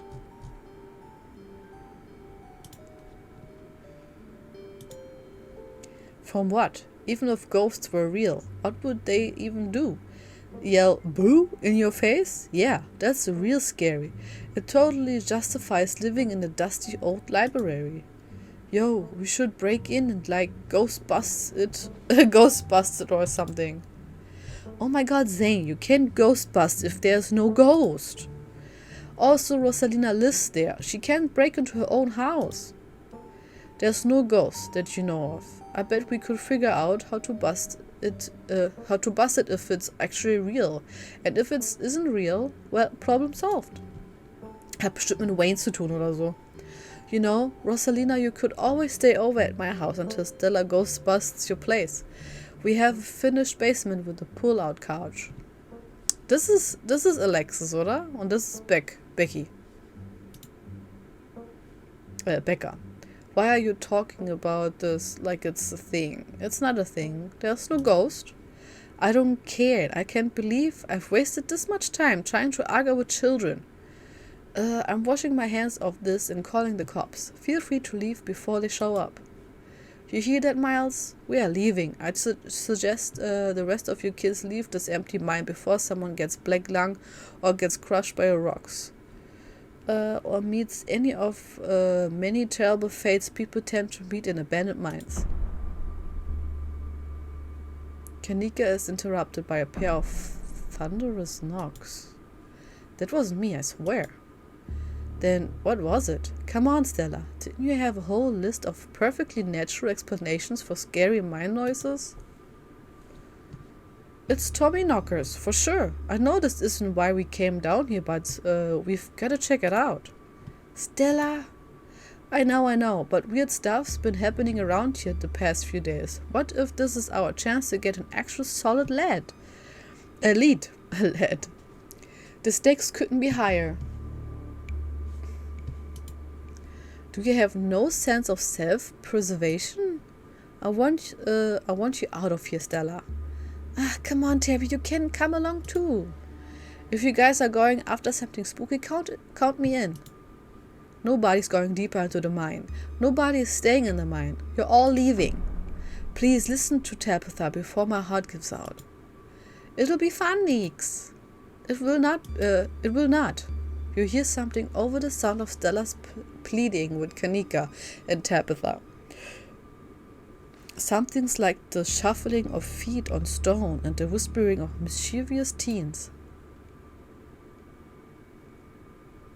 Oh, you turn to see Becca and Alexis gone and Rosalina anxiously hovering in front of a small tunnel in the cavern wall. She freezes as you notice her. Oh nein, die gehen da rein! Stop arguing, you knuckleheads. The teens are slipping away. Rosalina, what are you doing?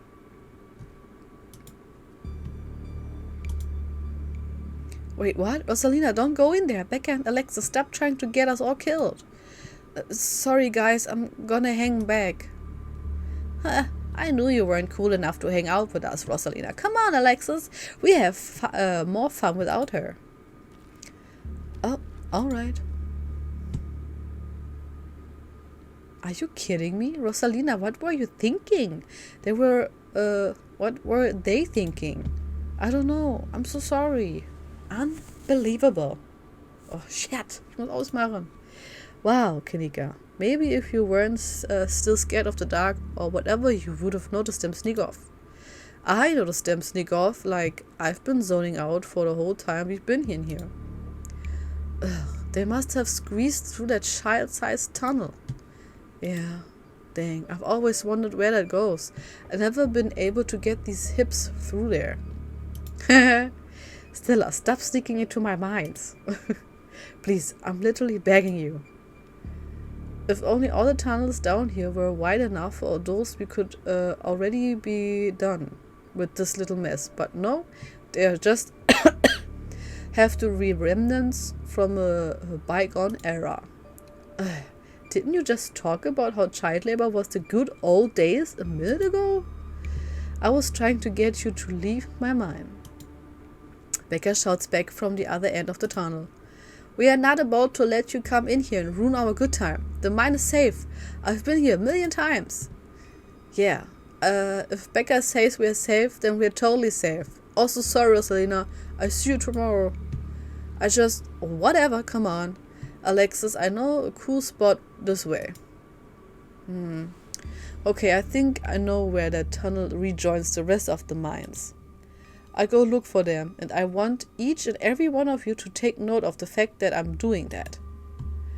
If those idiots get themselves lost and die, I'm not letting their families sue me into the ground.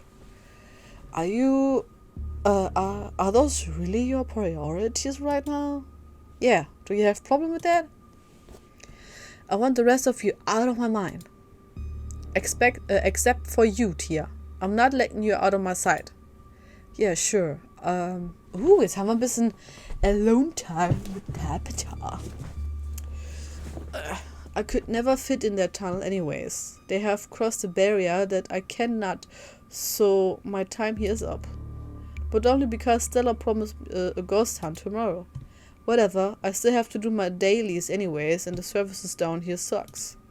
What about you, girl? Are you sure you don't want me to come along? Well, maybe I could help you get Becca and Alexis to leave. Don't make me ask you twice. That'll be fine, Rosalina. I think your dad would kill me if we let you stay down here any longer. Okay, can I at least wait outside? Yeah, we can wait outside together. No, you are not about to weasel your way into the Stella. Sie ist voll so, yeah. Ah, come on, Tabby. I've been down here a ton. I can totally help out. There's no getting rid of you, is there? Fine. I won't waste my time arguing. What's the point of going after them? They don't want to listen to us. We could just all leave. Do I have to come with you, Stella? Don't push Tabitha boundaries. Tabitha, don't push Stella away like that. She hasn't done anything to deserve it. I am not getting in the middle of this. There's no way around. It isn't just those kids. Something is calling out to us from down below. Alright, let's do this. Sure. Let's not linger any longer than we have to. Shall we? Want me to take Gretchen with me? I don't know if it'll be easier to cover more ground without her. Yeah, that's probably for the best. I don't want a repeat of last night, and who knows if we have to do any climbing. Oh, sie guckt so. Ja, irgendwie. I see you on the other side hopefully soon. For sure, we won't be long. Cool. Can't wait to bust some ghosts tomorrow. Tell Alexis I'm sorry. Kinika, Miles, Zane and Rosalina head towards the entrance of... Shit, warum tut mein Finger das manchmal? Alright, no trundling. We should be able to catch up with them if we go this way. You and Stella exchange a glance of Tabitha's ventures forward. You venture deeper into the mine.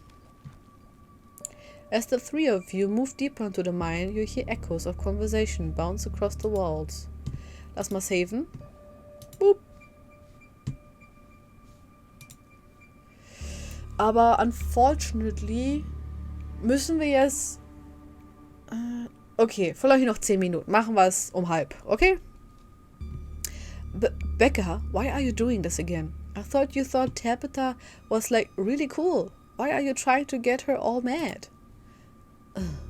Were you doing this because Tabitha is really cool? Ja, ich muss gerade auch lachen über mich selber. She doesn't let anyone boss her around, so we can't just let her boss us around. Oh, you hear that, Tabby? Someone thinks you're cool. I can't believe she used to hang out with a nobody like Stella. Oh, Stella. Hey, I don't know. I think Stella is kind of cool. I think I like that River Runner video. Oh, come on, she doesn't even have a sponsor. What kind of a YouTuber doesn't have a sponsor? I mean, not yet, but I'm still talking with Meat Rice, and I make a plenty from ads and donations. Oh, I'm so sorry. How does it feel to have a teen girl think you're cool, Tabitha? Dang, Stella, Meat Rice. That's a big deal. Oh man, I wish they were gossiping about me. I'm just glad they're not gossiping about me.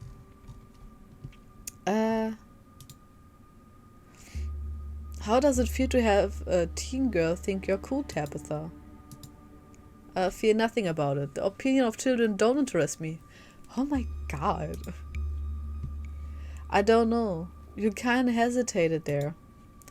You're reading into things that aren't there, Stella. Just because your livelihood revolves around that people think of you doesn't mean that I care what people think of me. Congratulations on your sponsor, though. Oh, look at that. Huh, okay. I think she's kind of softened up just a little bit. Just a tiny little bit. Okay.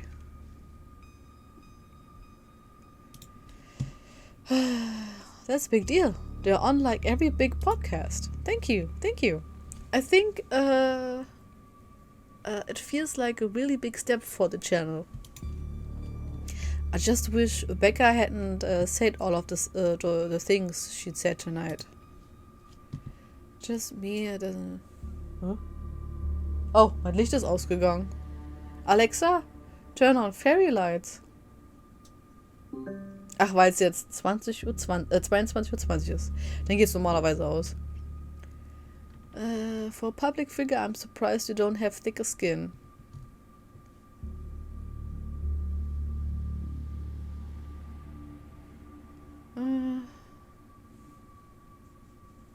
Ich höre irgendwie auch schon Geräusche, ey. Meine Güte. Irgendwie will ich das Aber... sagen wir das. Except Tabitha. Yeah, I guess you're right.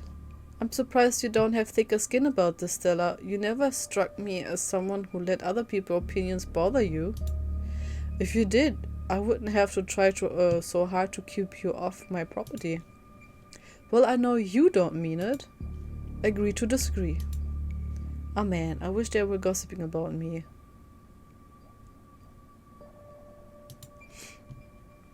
Oh man, I wish they were gossiping about me. Gosh, I'm not so sure about that. I know they are just teens, but some of their stuff stung. Another knock closer interrupts your thoughts, followed by another, followed by another. Is it just me, or is it that knocking coming from the same direction as those kids? It's not just you. It's, I really don't like that knocking. Calm down, Alexis. It's just mind sounds. Did you see that? No, it was just a shadow. There's no reason to get freaked out. Oh.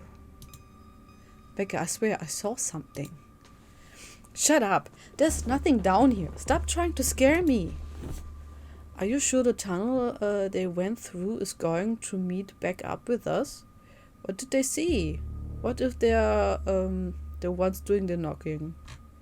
Tommy knockers? Those poor kids. I knew coming down here was a bad idea. I can't believe they are making us do this. They better be blah blah blah. We're getting closer. Let's keep moving. As you progress deeper into the mines, the knocking grows more frequent. It's still distant, but it's much louder than before. The tunnel ends abruptly. In front of you, a century-old ladder is the only way forward.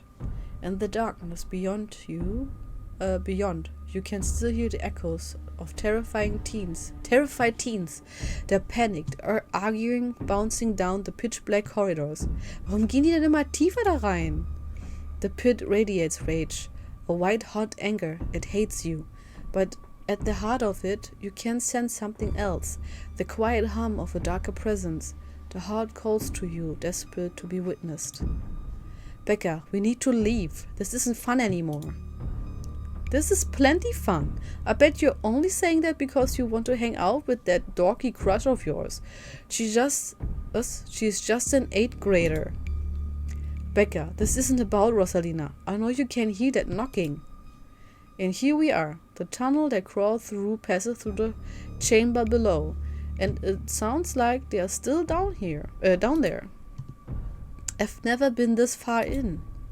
Congratulations, Stella. You got what you wanted. Tabitha crawls up to the ladder and disappears over its edge. Alright, let's do this. Stella hoists herself over the edge and begins to climb down. You walk to the ladder and climb down.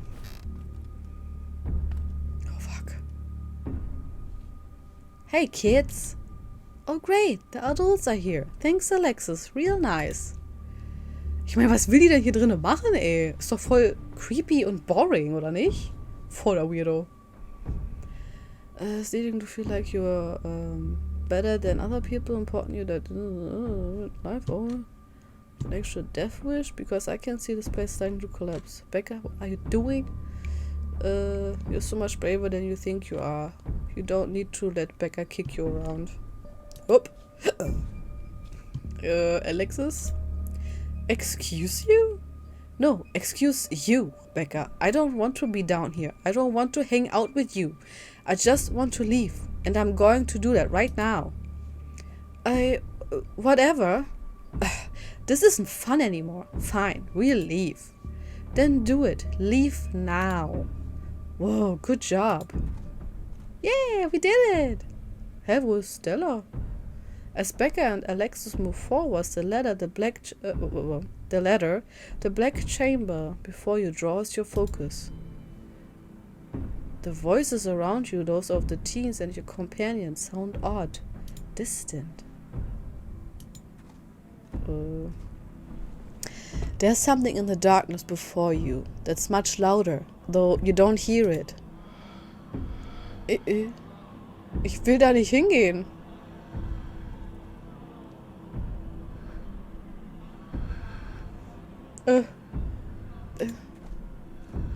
You don't hear it, but you can feel it in your chest. A desperate need to perceive and be perceived. Wrap yourself in the darkness of the pit. Kann jemand uns stoppen vielleicht? Hallo? Kann nichts anderes machen. Hey, are you alright here? Bear witness? What do you think you're doing? Get away from there. Your cousin dives towards you, but not before the light from your phone illuminates. Whoa. You said we wouldn't use this shipment. Oh mein Gott, was sehen wir? You know, this is compromised. We couldn't afford to wait on a new wood, Charles. We had to go ahead with it. Oh. Oh mein Gott. It's still sturdy enough. It'll get the job done. Oh. Tia, are you alright? Sind wir irgendwie ein Medium oder so? Oder ist unsere Mutter irgendwie ein Medium gewesen oder so? Shit. Jetzt wird's richtig spannend und ich muss gleich ausmachen. Oh, thank God, you're alive. It looked like you had a seizure or something, and then you and Tabby just conked out. Oh, Tabby auch? Oh, shit. I'm fine. You can barely open your eyes. You're not fine. Neither of you move a muscle. I don't want you to you straining yourself while you're still recovering from whatever that was. I'm getting the kids out of here, and then I'm going to get you both some help. I'll be back soon, I promise. Oh, she has tears in her eyes. Don't die on me, alright? You fade back out of consciousness as your companion clambers out of the pit and intend your rescue. Oh mein Gott, sind das Geister? You raise upon your elbows, You raise up on your elbows, head still swimming from the visions, your surroundings coming back into focus. Your head throbs as the knocking continues, now magnitudes more intense than ever. You can't help but notice that timber struts around you trembling, as if they were being struck by invisible blows with each knock. They are all that stand between you and the many tons of rock over your head. Oh, die versuchen uns umzubringen. Tons of rock over your head, and they suddenly seem terribly fragile. God, that knocking is not helping my headache. What the hell just happened? Oh, wir müssen, glaube ich, hier unbedingt ganz schnell raus. Ich habe das Gefühl, wir könnten vielleicht sogar sterben.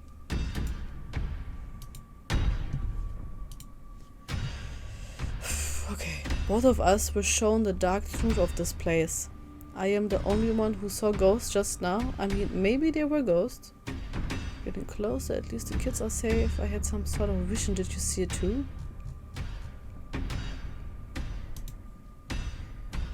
The sins that were committed, the deaths that followed. There's got to be fumes or something down here. It's an old mine. These places are death traps. We probably just hallucinated. Ich glaube, sie ist sich gerade nicht mehr so sicher. Are you literally gaslighting me? How can you be sure?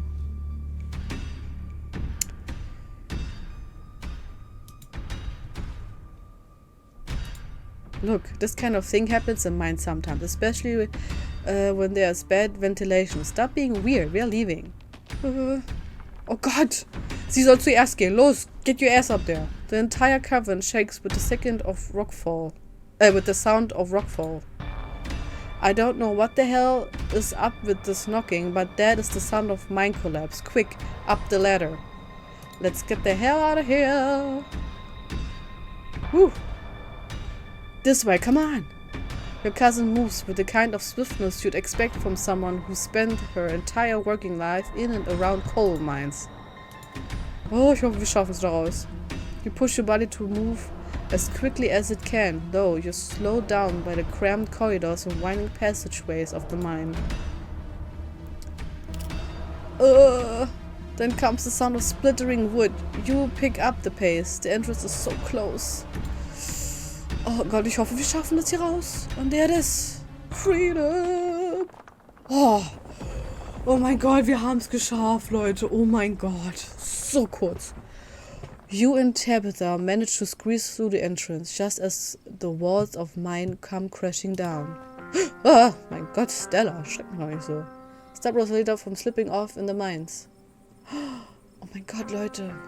Hätten wir vielleicht jetzt jemanden verlieren können?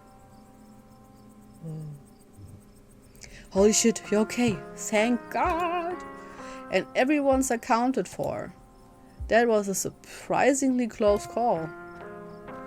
You could have all died in there. What did you weirdos do? Everything was fine until you adults showed up.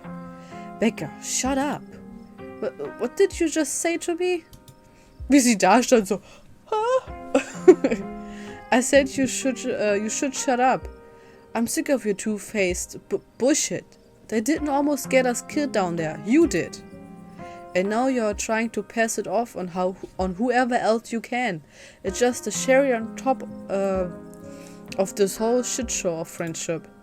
I'm really not in a good headspace for this conversation. I could have died in there. Why are you doing this to me? Hä, ist sie doof? No, enough. No playing the victim this time. Being friends with Rosalina has made me realize how horrible you are to me. Friends aren't supposed to be mean to each other. Ich hatte auch einen Freund, eine Freundin, die war so drauf. Und ich habe es ehrlich gesagt erst mitgekriegt, als ich jetzt erwachsen geworden bin und ich halt dann darüber nachgedacht hatte und ich so, wow, die war ein richtiger Arsch. Aber ja. Manchmal als Kind sieht man das nicht und es ist eigentlich ziemlich stark als jemand, der 13 ist oder vielleicht sogar ein bisschen jünger, das selbst so zu sehen, finde ich. Obwohl ich sehr in dem Alter auch sehr also ich habe schon auf meine Surroundings geachtet und habe Sachen mitgekriegt, aber halt solche Sachen manchmal halt nicht, ne, als Kind. Friends shouldn't be scared of each other. I never wanted to go into that stupid mine. It was your idea, and we could have died. If these grown-ups hadn't shown up, we could have been buried alive in the stupid little tunnel drinking stupid strawberry margaritas in a can. Screw all of you! Should we go after her?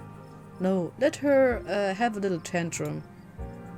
Did that feel good, Alexis? Finally telling her off? Yeah, I guess. She's gonna be so mad at me.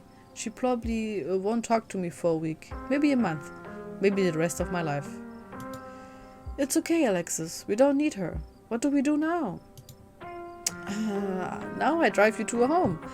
I already texted your parents and I'm sure they are worried sick about you. Sie ist total fertig, ey. Wie viel ist es? Ich muss ausmachen. Rosalina and Alexis duck off to the side as an exhausted Tabitha approaches your group. I'm going to get my car and then we are going home. Tabby! Tabitha leaves towards the active mine without another word and you're afforded a quiet moment to catch up with Stella und Kanika. Ich habe das Gefühl, wirklich, dass Tabitha so ein bisschen aufgetaut ist jetzt langsam. Und jetzt, nachdem sie das auch gesehen hat, was passiert ist, wird sie vielleicht ein bisschen freundlicher sein mit uns. We sure dodged a bullet tonight, didn't we? I can't believe you left me down there. What? Ditchlings. Your vision. The entities in the mines. What happened now? I saw something down there, like the shadow of dead miners. I'm pretty sure Tabitha and I saw some ghosts down there. Did you not see them? I think I've been down there, centered around the main chamber, where I saw that carving. Oh yeah, the carving! Oh shit. Are you sure those Tommy knockers? Everything that happened down there centered around that main chamber.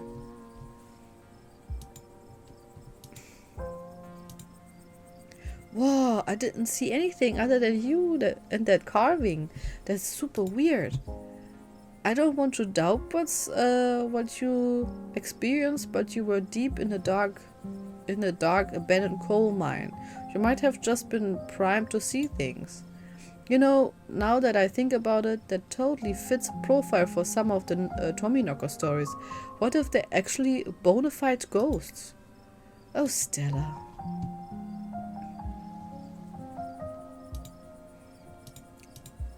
Stella showed me a photo. Weird stuff.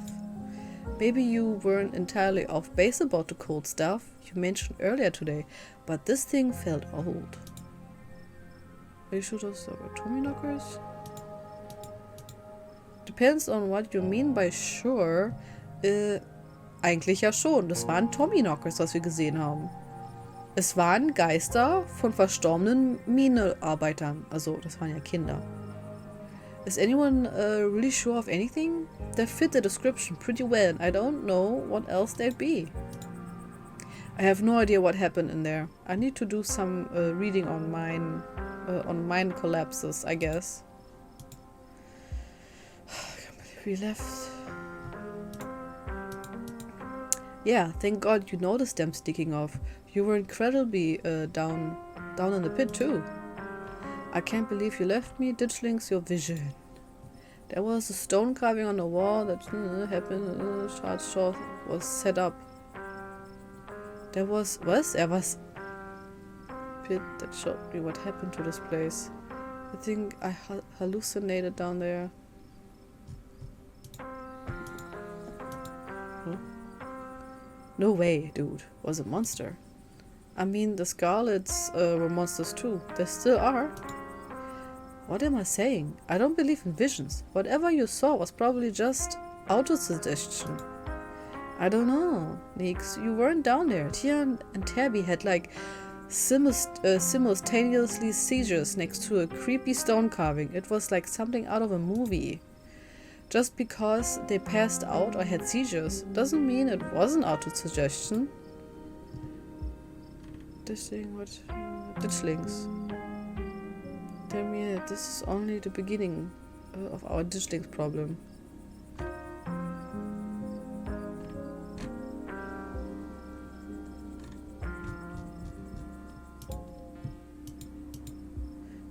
I want to say we averted whatever disaster they are here for, but I think I have to agree nobody even got hurt tonight. I can't imagine how bad things might actually get. This is still a little too magic for me. Just because two bad things have happened doesn't mean there's a pattern, right? I can't believe you fed me. Oh, you left me down there. Nee, das brauche ich nicht sagen. It looks like Tabitha's back. I'd better drive these kids home. Ich hoffe, sie läuft jetzt nicht nach Hause. Come on, let's get back to the estate. It's been a long day and I needed to be over. I see you tomorrow, Katia? Yes, excuse me, I just stopped trying to get my cousin killed, Stella. Come on, let's go. Tabitha starts walking to her car, pulling you by your arm. See you tomorrow, guys. I text you when we are back. I can't walk to the car on my own. Are you kidnapping me? When we are back? Back at the estate?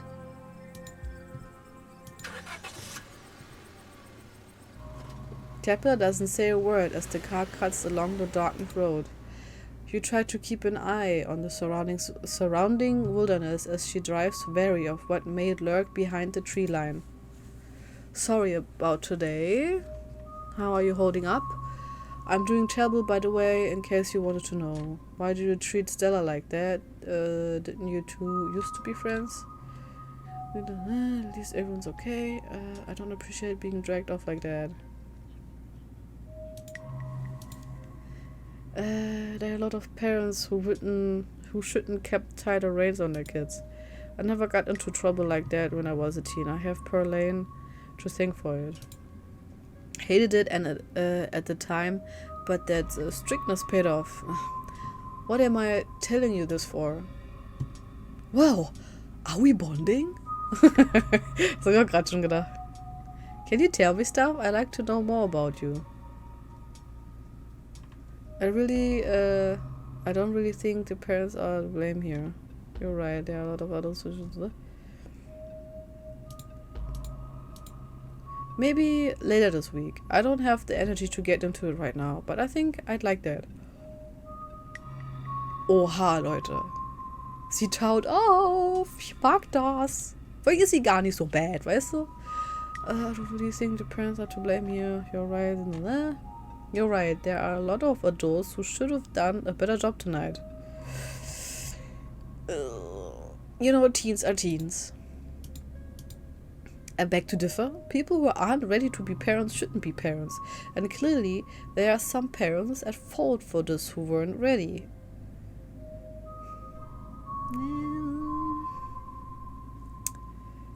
I don't know. Take Oscar. There are tons of people... Gott, wie sie mich anguckt, ey. There are tons of people more qualified to be parents who can't even conceive. And here he is having a kid at 19 and clearly letting her do just whatever the hell she wants. Whoa, okay.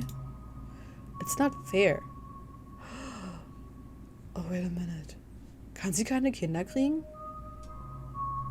Und deswegen ist sie so?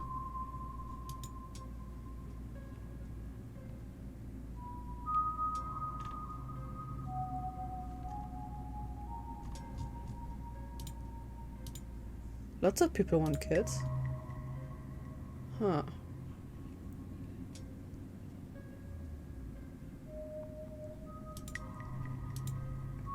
I've been better. It's fine. Why do you treat Stella like that? Didn't you two used to be friends?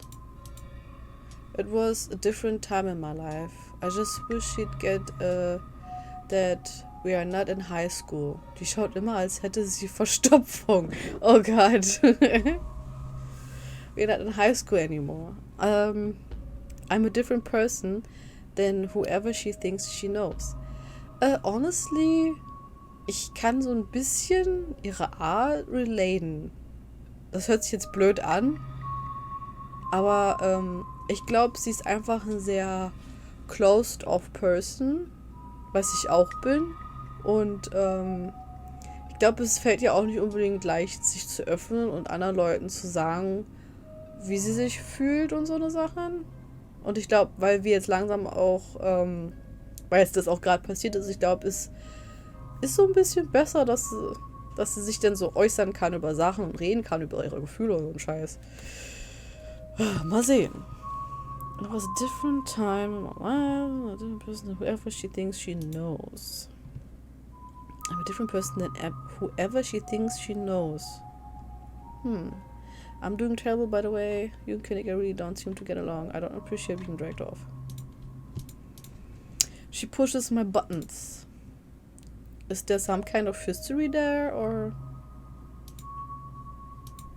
No. Now quit talking, I need to focus on the road. Guess you wanted to know. I appreciate being dragged off. Ja, ich glaube, mehr sage ich nicht. Your eyes wander back to the tree line as you and Tabitha slink back into silence.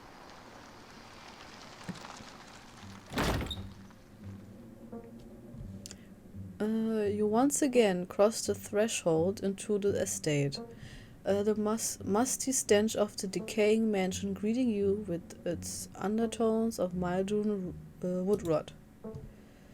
Okay, aber schön, dass wir jetzt hier wieder sind. Aber ganz ehrlich, ich glaube, wir müssen jetzt für heute leider sagen, es ist zu spät. Es ist jetzt bei mir gleich 23 Uhr. Und ich muss morgen noch arbeiten. Ich bin mir noch nicht sicher, ob ich morgen weiter streame. Ich habe heute auch wirklich nur gestreamt, weil ich unbedingt wissen wollte, wie es weitergeht. Und ich konnte jetzt nicht noch eine Woche warten, bis mein nächster Auftag ist. Und vielen Dank, wer alles dabei war.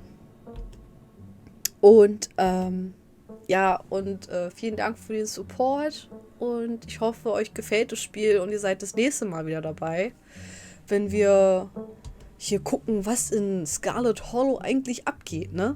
Ist ja absolut insane, was da passiert.